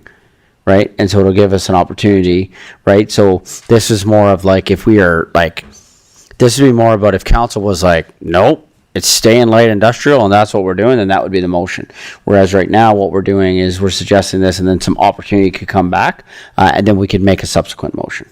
Sure. Yeah, that makes sense. Yeah, it speaks exactly to that. This is exactly why we're doing this. That makes sense, Your Worship. So my comments really are just, I don't want to create a situation where you've got seniors isolated from the rest of the community. Yeah, sure. So that's my commentary. Mr. Edney? Yeah, thank you, Worship. So if I may just add on to this, I think when we look at what the Flex Area 3 will say, it'll be something to the effect of similar to Flex Area 2 and 1. It'll say it's on this map. It will contain residential, commercial, and or light industrial, or residential and commercial, and we'll put a minimum area. We're looking at about maybe 1/3 non-residential, give or take, maybe a little bit lower. But to Councillor Sandbo's comments, that's the next level down.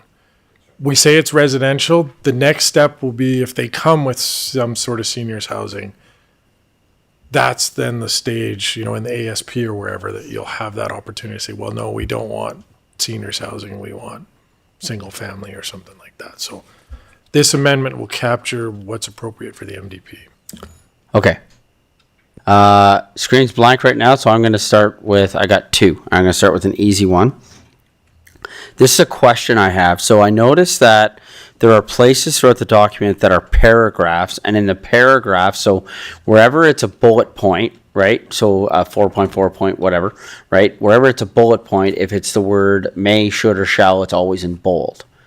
There are a couple spots in paragraphs, page 58, page 65, page 95, where the word should or must is used in the paragraph, but it is not bold. Is there a reason for that, or should they be bold? Ms. Armitage?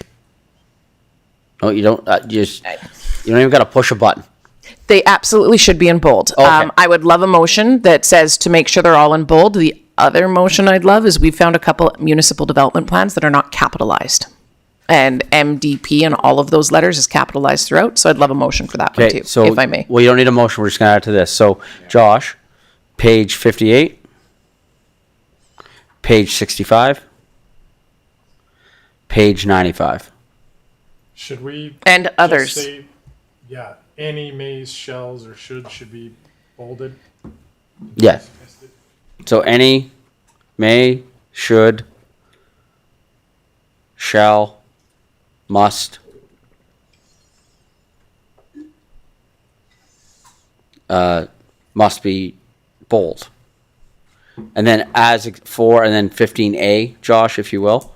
For example, page 58. That way somebody doesn't have to go back and look for them. 58, 65, 95. Good? Okay, and then also, then point 16 would be capitalization of municipal development plan throughout the document. Correct? That was the other one you wanted? Okay. All right, now I'm going to wade into the water on a controversial one, if I may. Well, let me just make a comment on the last I was You can ready get to go. controversial. Councilor Worzanowski. Thank you, Mayor Dean. My only commentary is if we're getting to the level of formality when we're bolding and capitalizing, can we also ensure that we are being grammatically correct with any definitions as well? So if we define something, let's also bold it and or capitalize it. Is that too much to ask of the MDP? We generally do that in our bylaws.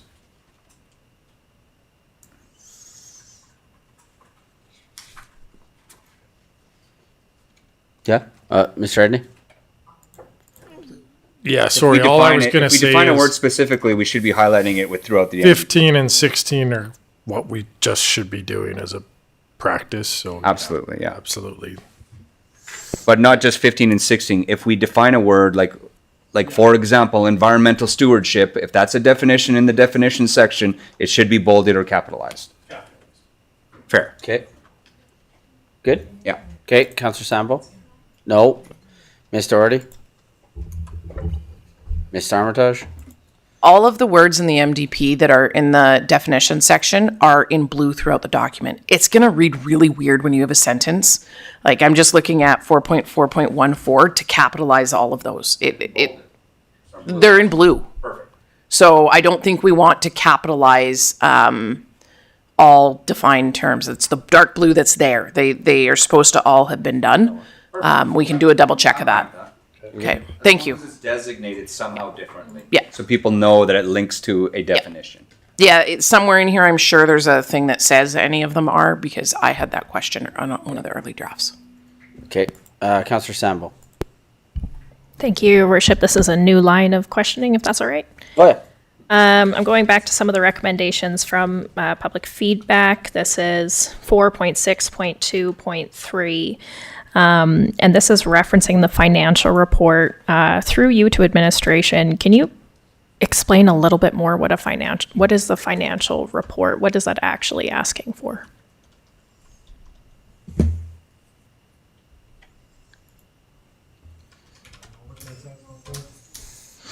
Four 4.6.2.3 sub C. A financial report outlining the long-term financial impacts to the city of the proposed development, taking into consideration all costs and benefits. We answered this question earlier. it was started to be answered, but I'm still unclear about what it actually is and what burden it places on the applicant.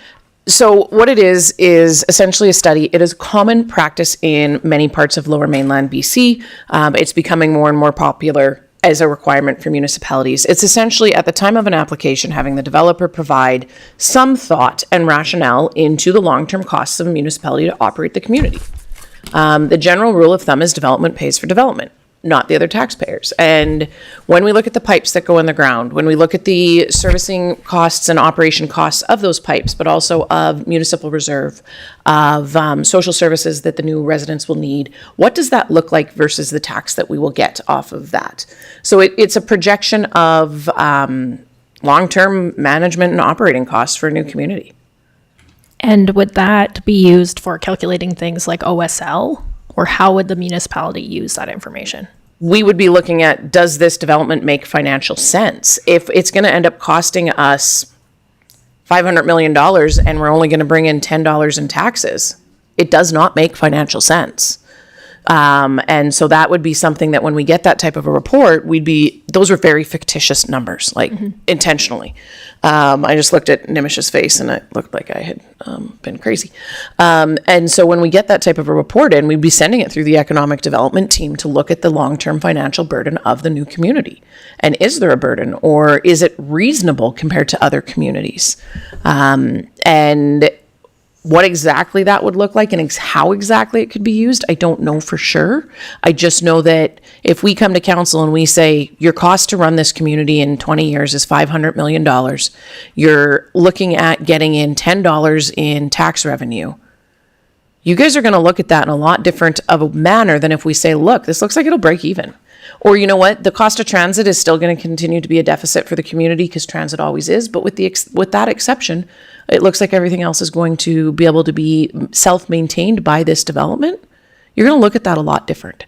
It adds another lens to the review process that I believe is a very important lens for everybody to understand. Ms. Doherty, I see your mic. Yeah, okay. I just want to build on one of the comments that Liz made on this. So a practical application of this, where we've seen it quite recently, Councillor Sambo, is a financial report outlining some of the improvements to MR. So as an example, we had an application come forward in one of our new development areas, or one of these reports that reflected a very I guess, objectively beautiful dog park that had a lot of infrastructure included in it, but the life cycle maintenance of that infrastructure is, do we want to come to council and say, hey, we've approved something that has $100,000 replacement cost in 7 years? And that, to Liz's comment of that, lets us view things in a different lens of being like, well, maybe we don't need this level of development right now, because yes, the developer pays for it initially, but that stuff wears down and it needs replacement over time. So these types of reports go into that level of detail of saying, over X number of years, this is your maintenance, this is your upkeep. Are you interested in taking that on? Because after it reaches FAC, it is 100% on the city to pay and replace for those things. So we get that information, we say, maybe not. Can we think of something else that we could use those funds for? Or should we reallocate what we want this to look like? Mm-hmm. Councillor Ryan. Thank you, Worship, through you to administration on this one, because I've been giving this a bit of a thought.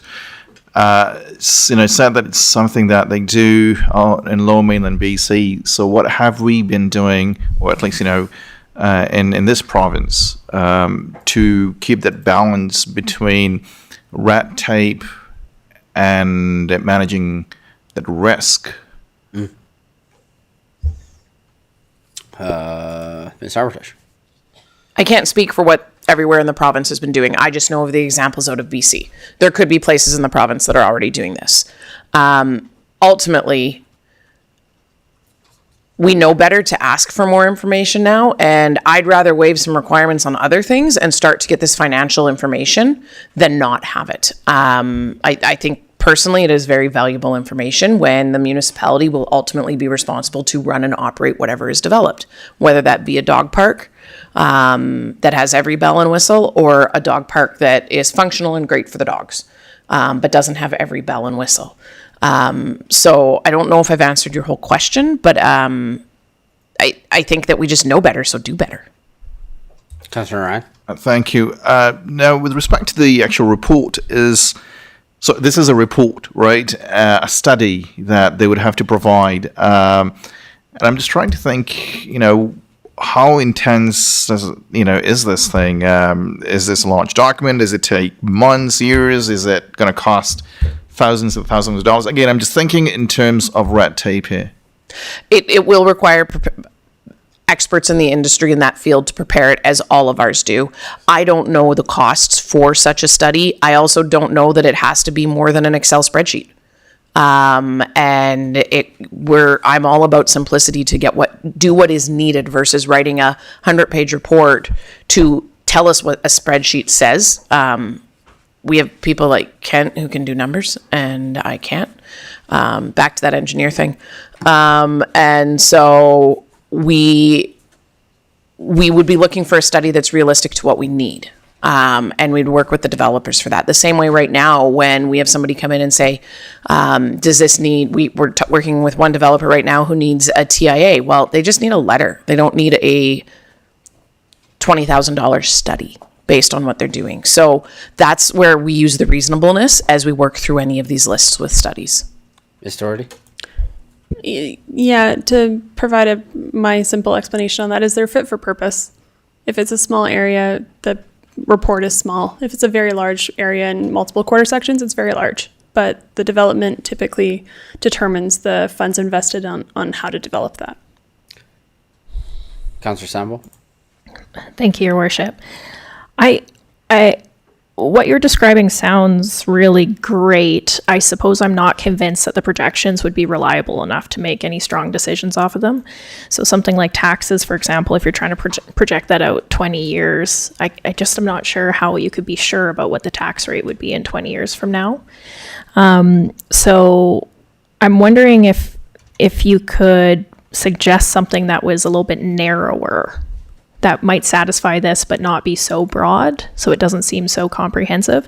Because if not, I'd like to suggest that it's struck. I'm not really seeing the value as a data person. I'm not seeing that if I got this data that I would really be able to trust it that far out. Mr. Edney? Sure, thank you, Your Worship. I'll take a stab at this. I think if I'm listening to this, I don't think you need a financial report outlining the infrastructure to take care of the sewer and the roads. I think we know that that's what our property taxes will cover. If I'm reading, and maybe one of you two correct me, this is like, for example, if Clearwater says we're building that homeowners association but not having a homeowners association, that's what we need the financial report for. So we can go to them and say, listen, we don't want to look after that. Like long term, you need to put in a homeowners association. So I wonder if you could reword that clause to something like that, a financial report outlining the long-term financial impact of the city of unique features in the proposed development or something like that, where, so which, like again, if somebody, like to Kate's point, you're going to spend a bunch of upfront money making something really neat, and then every year we got to go spend $50,000 to keep it up. We may not want that. We might say just make it more simple, or put in a homeowners association or something to help us fund that. So I think is where that's going. Which clause then are we looking to reword? Well, that's what 4.6.2.3C. Okay. So reword 4.6. .3.2C. Oh, sorry. I was so close. 4 point what? 4.6.2.3. Oh, I just reversed the two numbers. 4.6.2.3C. Good. Ms. Doherty? I would recommend there then, I think where it's getting confusing is the presupposing of what costs means. So could we go with taking into consideration like a cost benefit analysis and just leave it very high level, because that's the purpose here. And then it can apply to a dog park and it can apply to a homeowners association. And we're not muddying it with saying it's infrastructure, because that isn't what it is.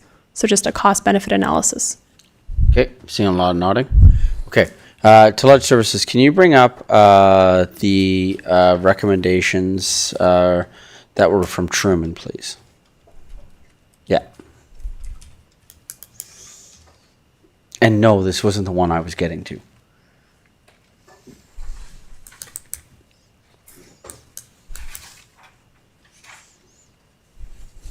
Okay. Okay, so Truman is bringing forward the following recommendations.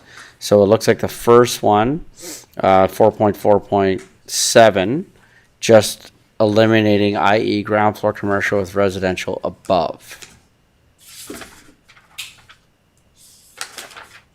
Council, are there objections to that being crossed out?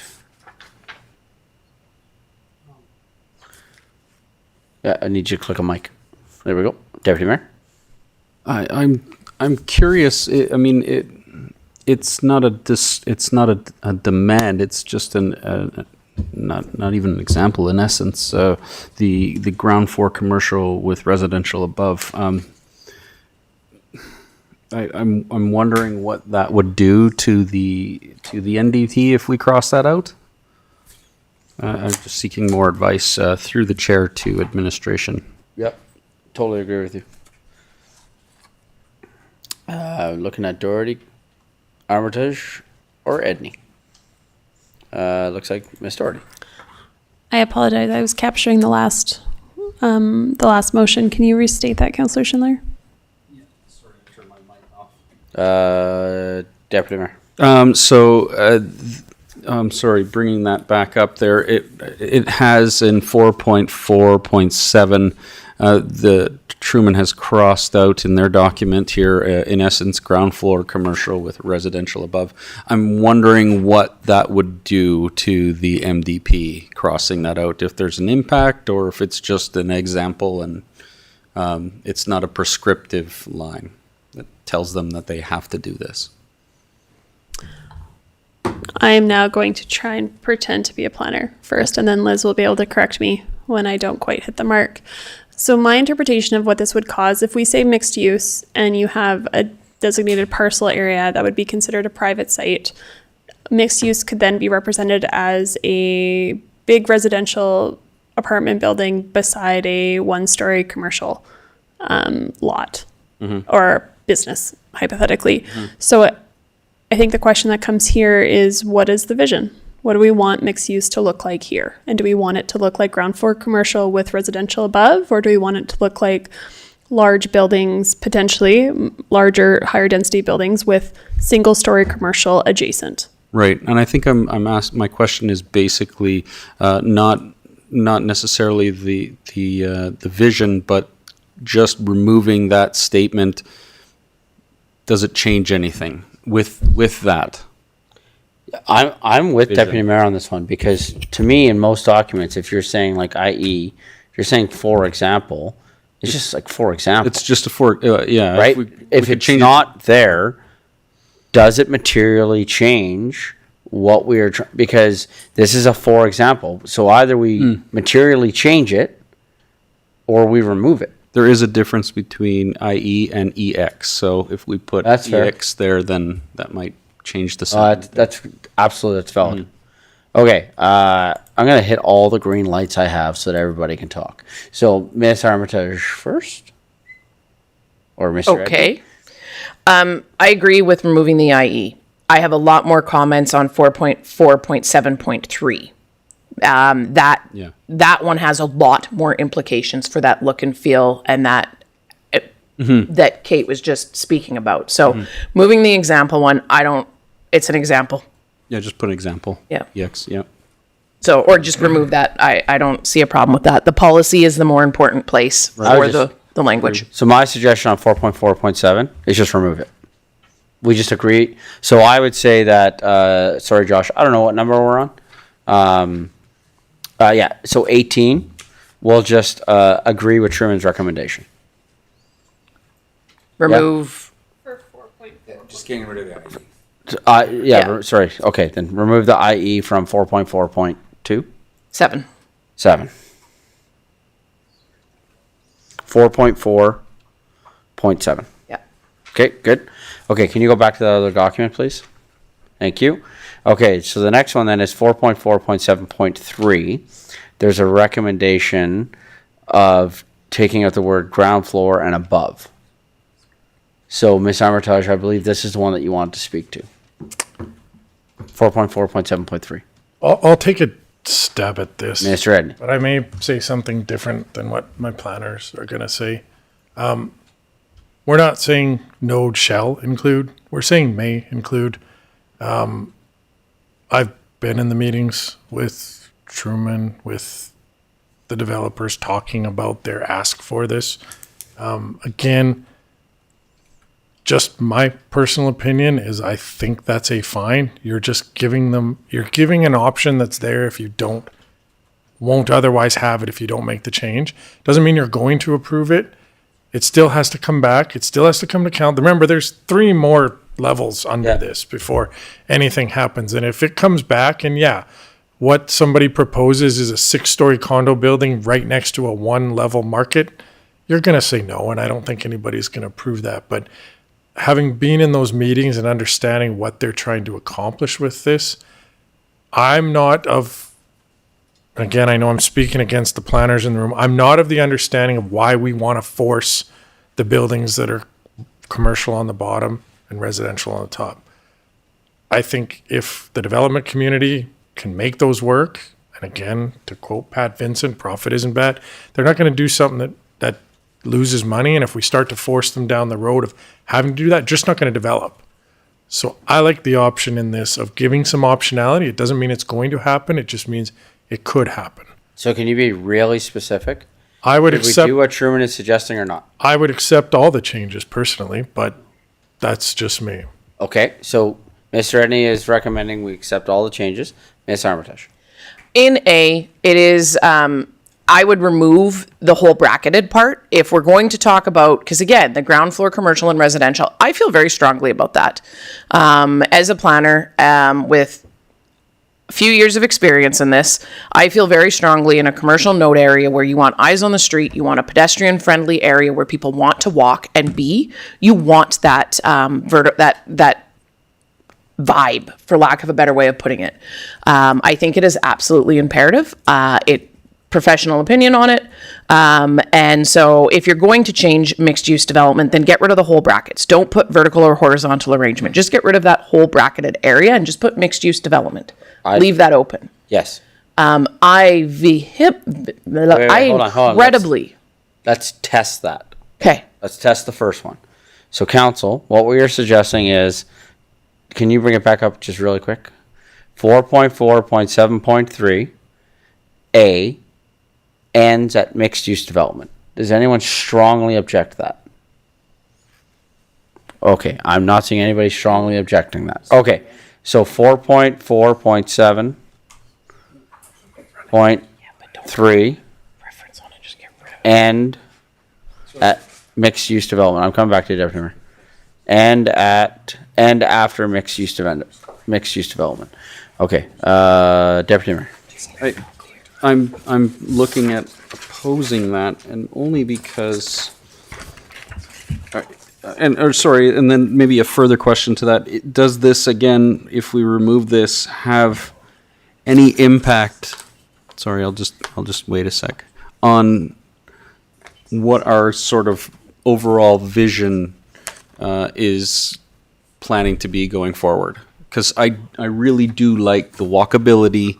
I really do like having commercial near residential so that people don't have to drive everywhere, keeping people in place. So does removing that have any impact to that sentiment?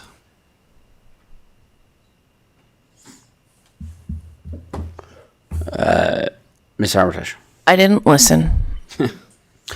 So, mixed use development includes commercial and residential. Yeah. What we are taking away is we're almost not taking away anything.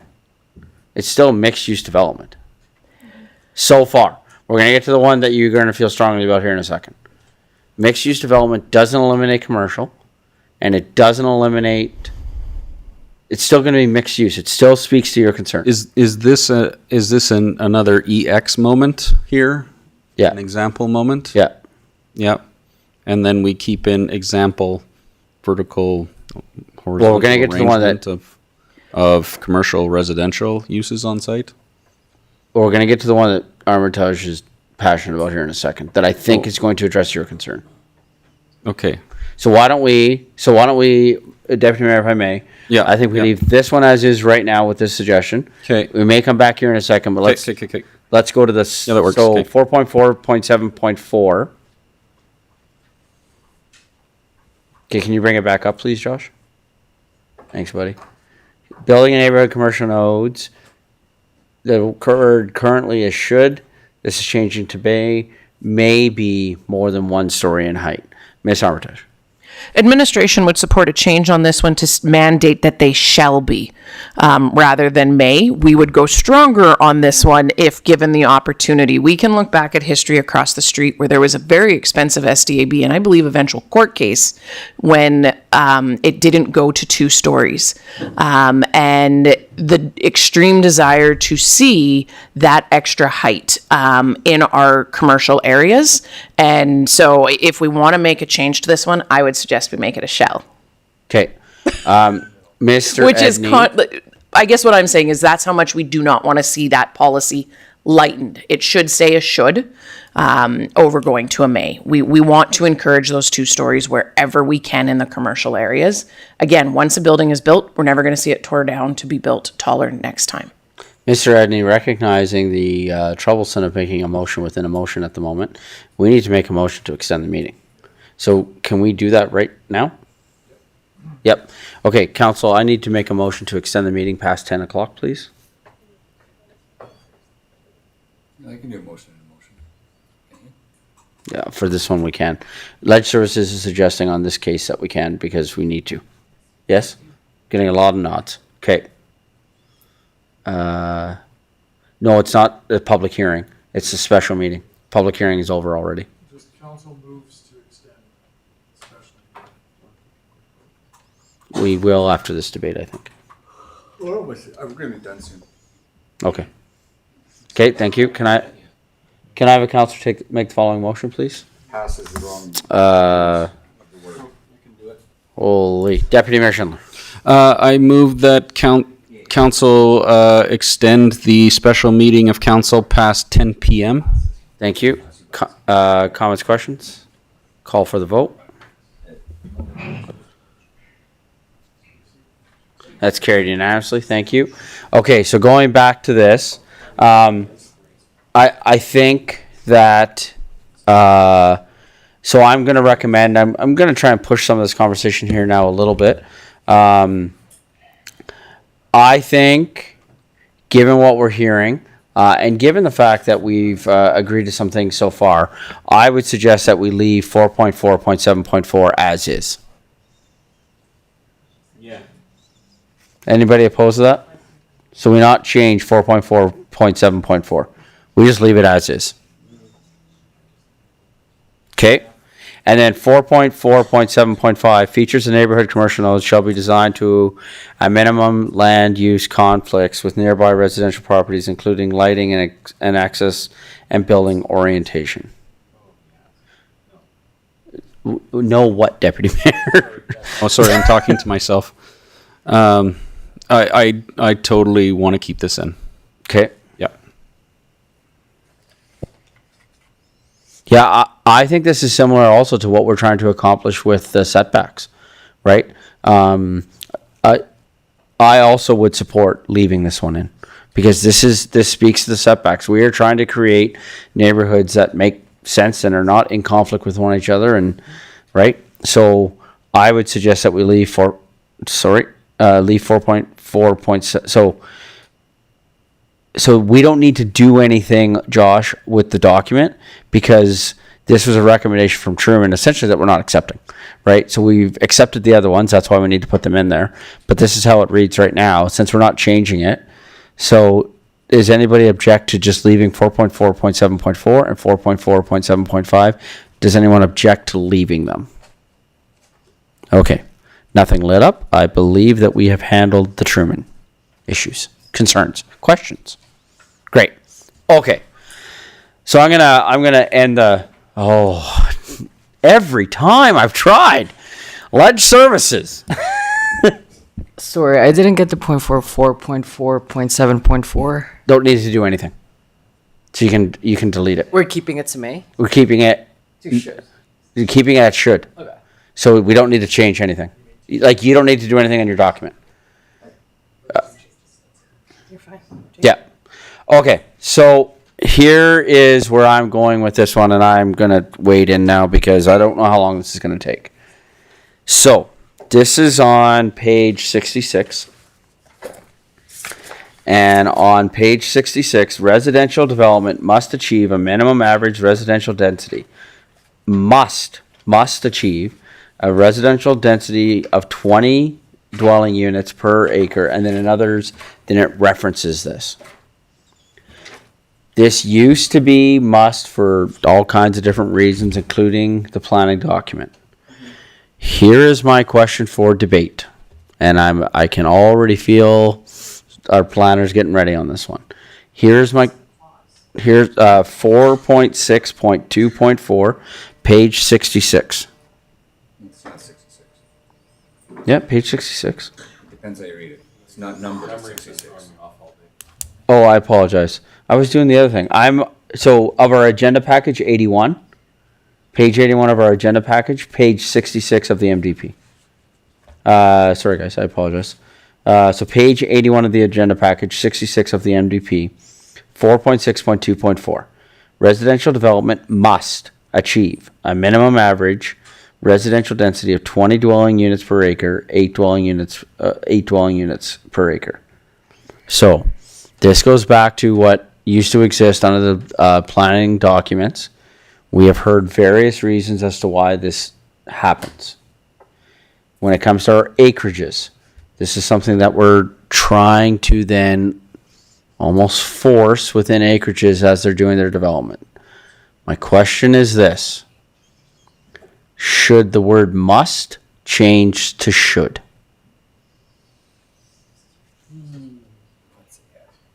I told you this was jumping in the deep end.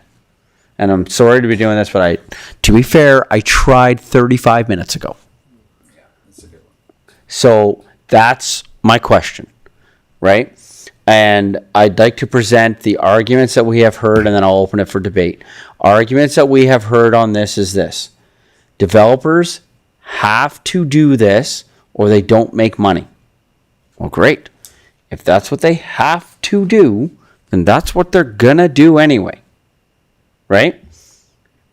This was prescribed in the planning documents within the CMRB, which are no longer a thing. This has been a point of contention within our community, this 8 UPA. So I will open up for conversation. We'll start, and I'll go in the order as the lights are blinking. Councillor Sambo. Thank you, Your Worship. I would support changing the must to should. I would say that the average Chestermere resident doesn't understand exactly how expensive communities are if you don't do this. But I also think there is an opportunity to respect Chestermere identity through the years for what we're requesting. And if people are willing to pay higher property taxes to have larger lots, that's something that we should allow for. So I would support a should instead of a must. Okay. Deputy Mayor? And I would go along those same lines. So if we put that to should, or even if we added in a clause that designates certain areas like the acreages as perhaps a should as opposed to a must, is this going to can we have a special area designated for some places that do not want to meet this 8 dwellings per unit as a higher taxation area? Because I don't think that's possible currently. We'd have to create a special area to do what Councillor Sambo has just suggested with the taxation. So I think that could be a consideration coming later. The point, because the other thing that I am getting at is 4.1.1.3, so dealing with acreages, for example, the minimum residential density established at the ASP level shall be 20 units per hectare, 8 units per acre. Okay, so 4.1.1.3 uses shall, 4.6.2.4 uses must, then 4.1.1.4, the city shall aspire to transition residential acreages to meet the minimum of 4.1.1.3. See how this all flows, right? And what I'm getting at is if those were to all change to should, right? The development industry is going to want to do it anyway, right? Because they need that density in order to make, in order to be financially viable. We need that density in order for our OSLs to make sense for future. We need it to go that way anyway. What I'm getting at, though, is this a way to address some of the issues that we have heard within our community by changing the must and the shall to should? So that's what I'm getting at. Councillor Warzanowski. I can come back to you if you need. Thank you, Mayor Dean. No, you don't have to come back to me. I can see why there's a must here. I'm not 100% convinced that the developers can't make money building different types of products because they exist through many examples throughout many different communities. The invisible hand is, you've heard me say it, it's a beautiful thing how it works. That being said, you look at Truman's West District as an example, and it's a beautiful, high-dense area that provides the community with everything that it wants. And if we're smart about our development, that's what I think our intentions of 4.6.2.4 should be. So making it a shall with smart development and having a blend of density, because they're going to want to do it anyway, you're right. But it has to be on the terms of what our residents expect. And beyond all of that, of course, which I think we've addressed in the MDP as an example about loam on school sites, is the community would likely have a different opinion on what density looks like if one, density was done right, and if the amenities infrastructure were in place before the density was in place, or at least concurrently, not after the fact. Councillor Grant? What if this said greenfield residential development must achieve a minimum? You know, because that kind of fits with, you want those areas, those large areas that are easy to densify that way. You want to do that for all the metrics that we just talked about.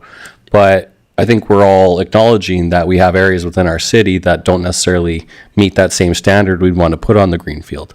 So maybe that's, yes, it wouldn't talk about the other places. Maybe we had another clause in for the east acreages, but I do think this is something that financially, fiscally, we should be making sure that we're still encouraging where it's right and maybe trying to adopt something different where it's not. Yeah, so what's your suggestion? Councillor Grant? I did mention that this clause, the first clause, could be changed to greenfield residential development where it specifically talks about that's where we are going to mandate this density. 0.6.2.4? Correct.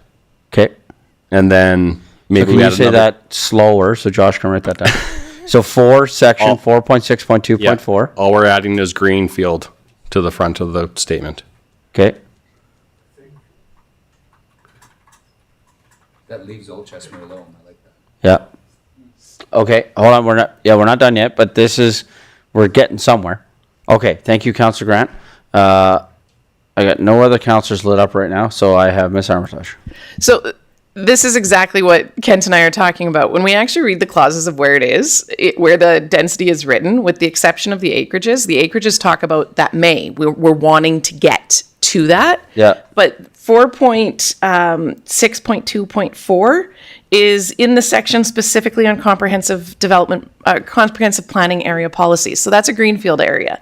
Then so we the are next covered? clause that was just brought up is under the area structure plans in growing neighborhoods, 5.11.2.2. So this is in the greenfield areas. That's how it's been written, with the musts are in those areas that are new communities. So we're good. So yeah, it's how it's been written. But what about 4.1.1.4? Hold on, what's that number? That's growth management. So 4.1.1.4? page 26 of the MDP, 41 of the agenda package. 4.1.1.4? Yeah. Yeah, shall aspire to. So the goal, the way we've worked on the acreages over the last couple of years is, I could take us 50, 60, 70, 80 years. The goal is to get to 8 UP. But why? Why is that the goal? That's my point. I don't know if that's the goal. For the acreage areas. Correct. Oh, then reword this one to say the city aspires to. It's not a shall. The city aspires to or may aspire to. Then I like that. Change that clause specifically. 100%. Because I think that was when we had the resident, when Fred spoke to this earlier, I think this is part of what he was talking to. He said that parts of the MDP have come up against. And so whether we agree with him or not, I think this is what he's talking about. And this is where I could come alongside of his comments. So if we can take out the word shall and just have aspires, then I think we address this issue. Yeah. Okay. Shall is better than aspires. No, shall is like one step down from must. Yeah, aspires is like, oh, well, I'll try. Yes, that's what we want. So I'm suggesting, so then, yeah, 4.1.1.4, take out the word shall. Yep. Okay. Are you objecting to that, or you have something else? I just have a question. Okay. Is there an objection to this? Deputy Mayor. Just a clarification, I'm noticing most of the lines have a must shall something on it, a designation. If we remove that, then it doesn't seem to go with the same flow as the rest of the document. Is that, sorry, I might be not making sense, but. No, sorry, Deputy Mayor, where do you mean? So when you change 4.1.1.4 and you remove shall, we lose in the other subsections. They all have a shall, must, may in them. That would be one of the few that don't have those designations in there. Yeah, Does that make sense? Yeah, and administration is saying that that's okay. That's okay? Yep. Okay. So then are we good on this one? Yeah, okay. So question, Councilor Worzanowski, and then I'll come back to you. Thanks, Mayor Dean. Yeah, through you to Mrs. Armitage. I think I know the answer to this, and I feel confident that it's in the MDP.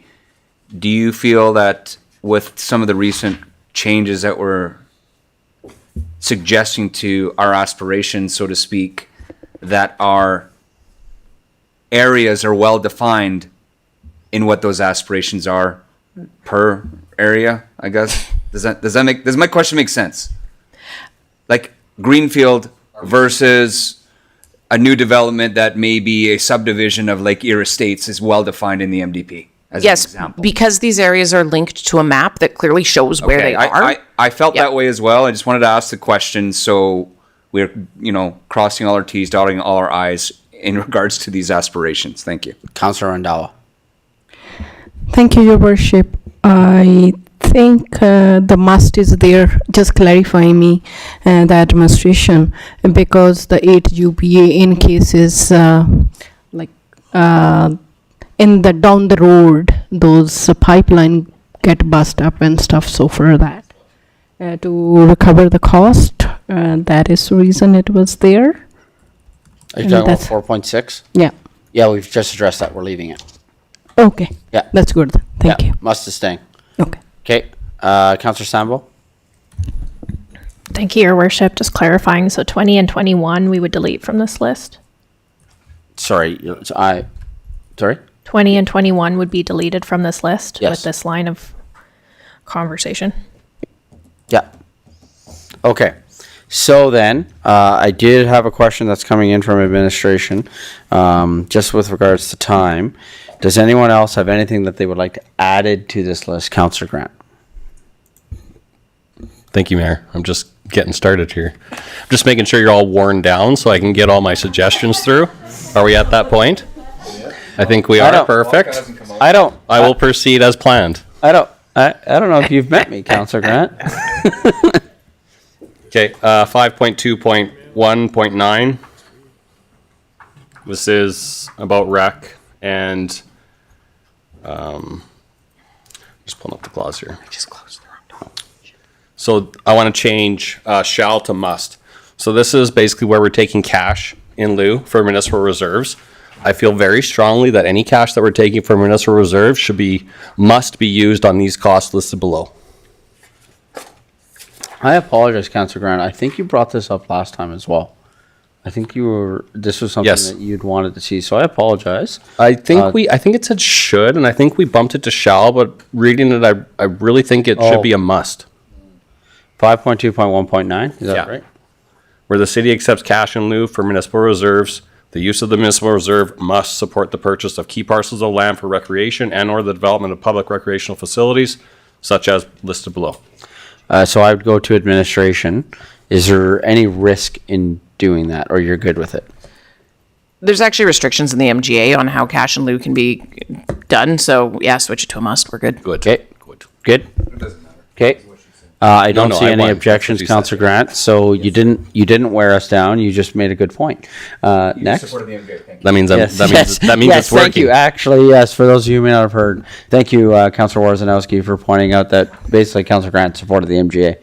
Yes. Good job. Very good. Councillor Grant. 5.11.1.1 number I, or letter I. So I kind of feel like this clause is like weaselly and like a catch-all. And as we remember from the last meeting, I'm not a big fan of catch-alls. Like, if we're going to have the rules, we should have the rules. I shouldn't say these are the rules, and then if I think up another rule, I'll tell you that rule. That's how I read it. 5.11.1.3. I think, though, Ms. Armitage did address this, that this is a common within the documents. Did you read it? Yeah. For the purpose of sufficient planned residential land. 5.11.1.1I says any additional items required at the discretion of the city. So if these things are required, why won't we just list them? Like if we're gonna come up with them later, like Ms. Armitage? We never know exactly what unique circumstance is going to come in. And so we don't want to list obscure things and make it seem like it's an expectation for everything when there is rare circumstances where the example I gave earlier is that somebody needs a fire flow study because they are doing, they're building something earlier than they have the proper water for it. So they're getting an underwriter to do some information. That is such a unique circumstance that we wouldn't require it most of the time. Anytime we request additional information, it has to be grounded in professionalism. We cannot be like, you know what? You're building a shed in your backyard. We need a whole TIA. Go drop 20K. We would, one, be laughed at, and that person would go straight to the CAO and straight to council. That's not our job. Our job is to give professional requirements and recommendations. So it's really nuanced. It is a wiggle room clause, and it's one that I would always recommend to a council. That said, you're not the first councillor who's ever asked this question. Yeah, I guess, that's just a fundamental thing that I believe in. If we're in a society that lives by rules, we should say what the rules are and not arbitrarily pick the rules out when, this is that. And I do understand what you're saying. Your example is very relevant, and I don't disagree with that. Is that where we can maybe add a section? Like, is there a separate document that we can reference that then lists all these things? No, because it's so nuanced, right? It's not the same for every application. So what happens is somebody comes in and they request a pre-application meeting. They talk to us about what they're going to do, and then we go through and say, these are the studies you're going to need. And then typically we get it accurate, but then sometimes there is that nuance where it's like, okay, we didn't understand you were going to do that exactly. We need a little bit more information on that. But as long as pre-application meetings are happening, we're actually having these conversations before they're starting doing much work. And that to me is about collaborative dialogue and working together. Okay, thank you. So then we're leaving it. Okay, so take that out. Councillor Grant, did you have another one? Okay, so council, here's what I'm going to suggest. We have given administration a pretty extensive list. Again, to be clear, we are not approving second reading right now. This is all coming back for second reading. At second reading, council, you now have a week to further dig into this document, further consider what's been brought to you, further bring back debate on July 22nd with these changes that are going to be coming, right? So my suggestion would be that we restate the motion as was stated. We're not going to read all of these things because they're there. We restate the motion as was stated, and that we take a vote now, and then we adjourn the meeting, because I believe that we've created, that was a wrong way I was going to phrase that. I think that we have given administration a very strong direction on where to go between now and next week, and also gives us a great opportunity to really dig into this document. So if there's no strong objections to that, I would ask that we have the original motion restated. So can I have the Councillor Warzanowski? Gladly. I'll restate the motion. Thank you. Motion, council direct administration to bring back bylaw 020-25 being the municipal development plan to the July 22nd, 2025 regular meeting of council with the changes as outlined during today's July 14th, 2025 special meeting of council. Comments, questions, looking first to Ledge Services.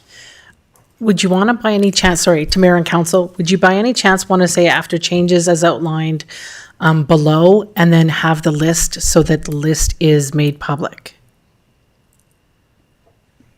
I think that's the intention of this motion. Yeah. Because But we do. are you okay with the friendly amendment to add below right after outlined? And I then am. Put the list below? Yeah, because then we'll just have them there. Is that okay? The list below it. Thank you, Council, sir. any objections? Do you have any objections to that, Councilor Warzanowski? No. That makes sense. That does make sense. So can I get you, oh, sorry. Yeah, because we've done them all now, right? Well, we can even, yeah, you can, there you go. Yeah. That's fine. Perfect. That's okay. Yeah. Can you can just spin that restate to one more page time, 2. please? Sorry. I will. How many items is there? I'll list how many items so it's clear. 21? But you don't need to, he doesn't need to read them all No, I because they're won't read all them all. outlined below. And I'll just say the 21 listed items below. That's all I'll say. So at least there's a reference to how many. Oh, there you go. All right, I'll restate this motion. The 21 outlined. Perfect. All right. I motion council direct administration to bring back bylaw 020-25 being the municipal development plan to the July 22nd, 2025 regular meeting of council with the changes as with the 21 outlined items below discussed during the July 14th, 2025 special meeting of council. Thank you. Comments, questions from council? Any other comments from administration? Last call for comments, questions from council. Call for the vote.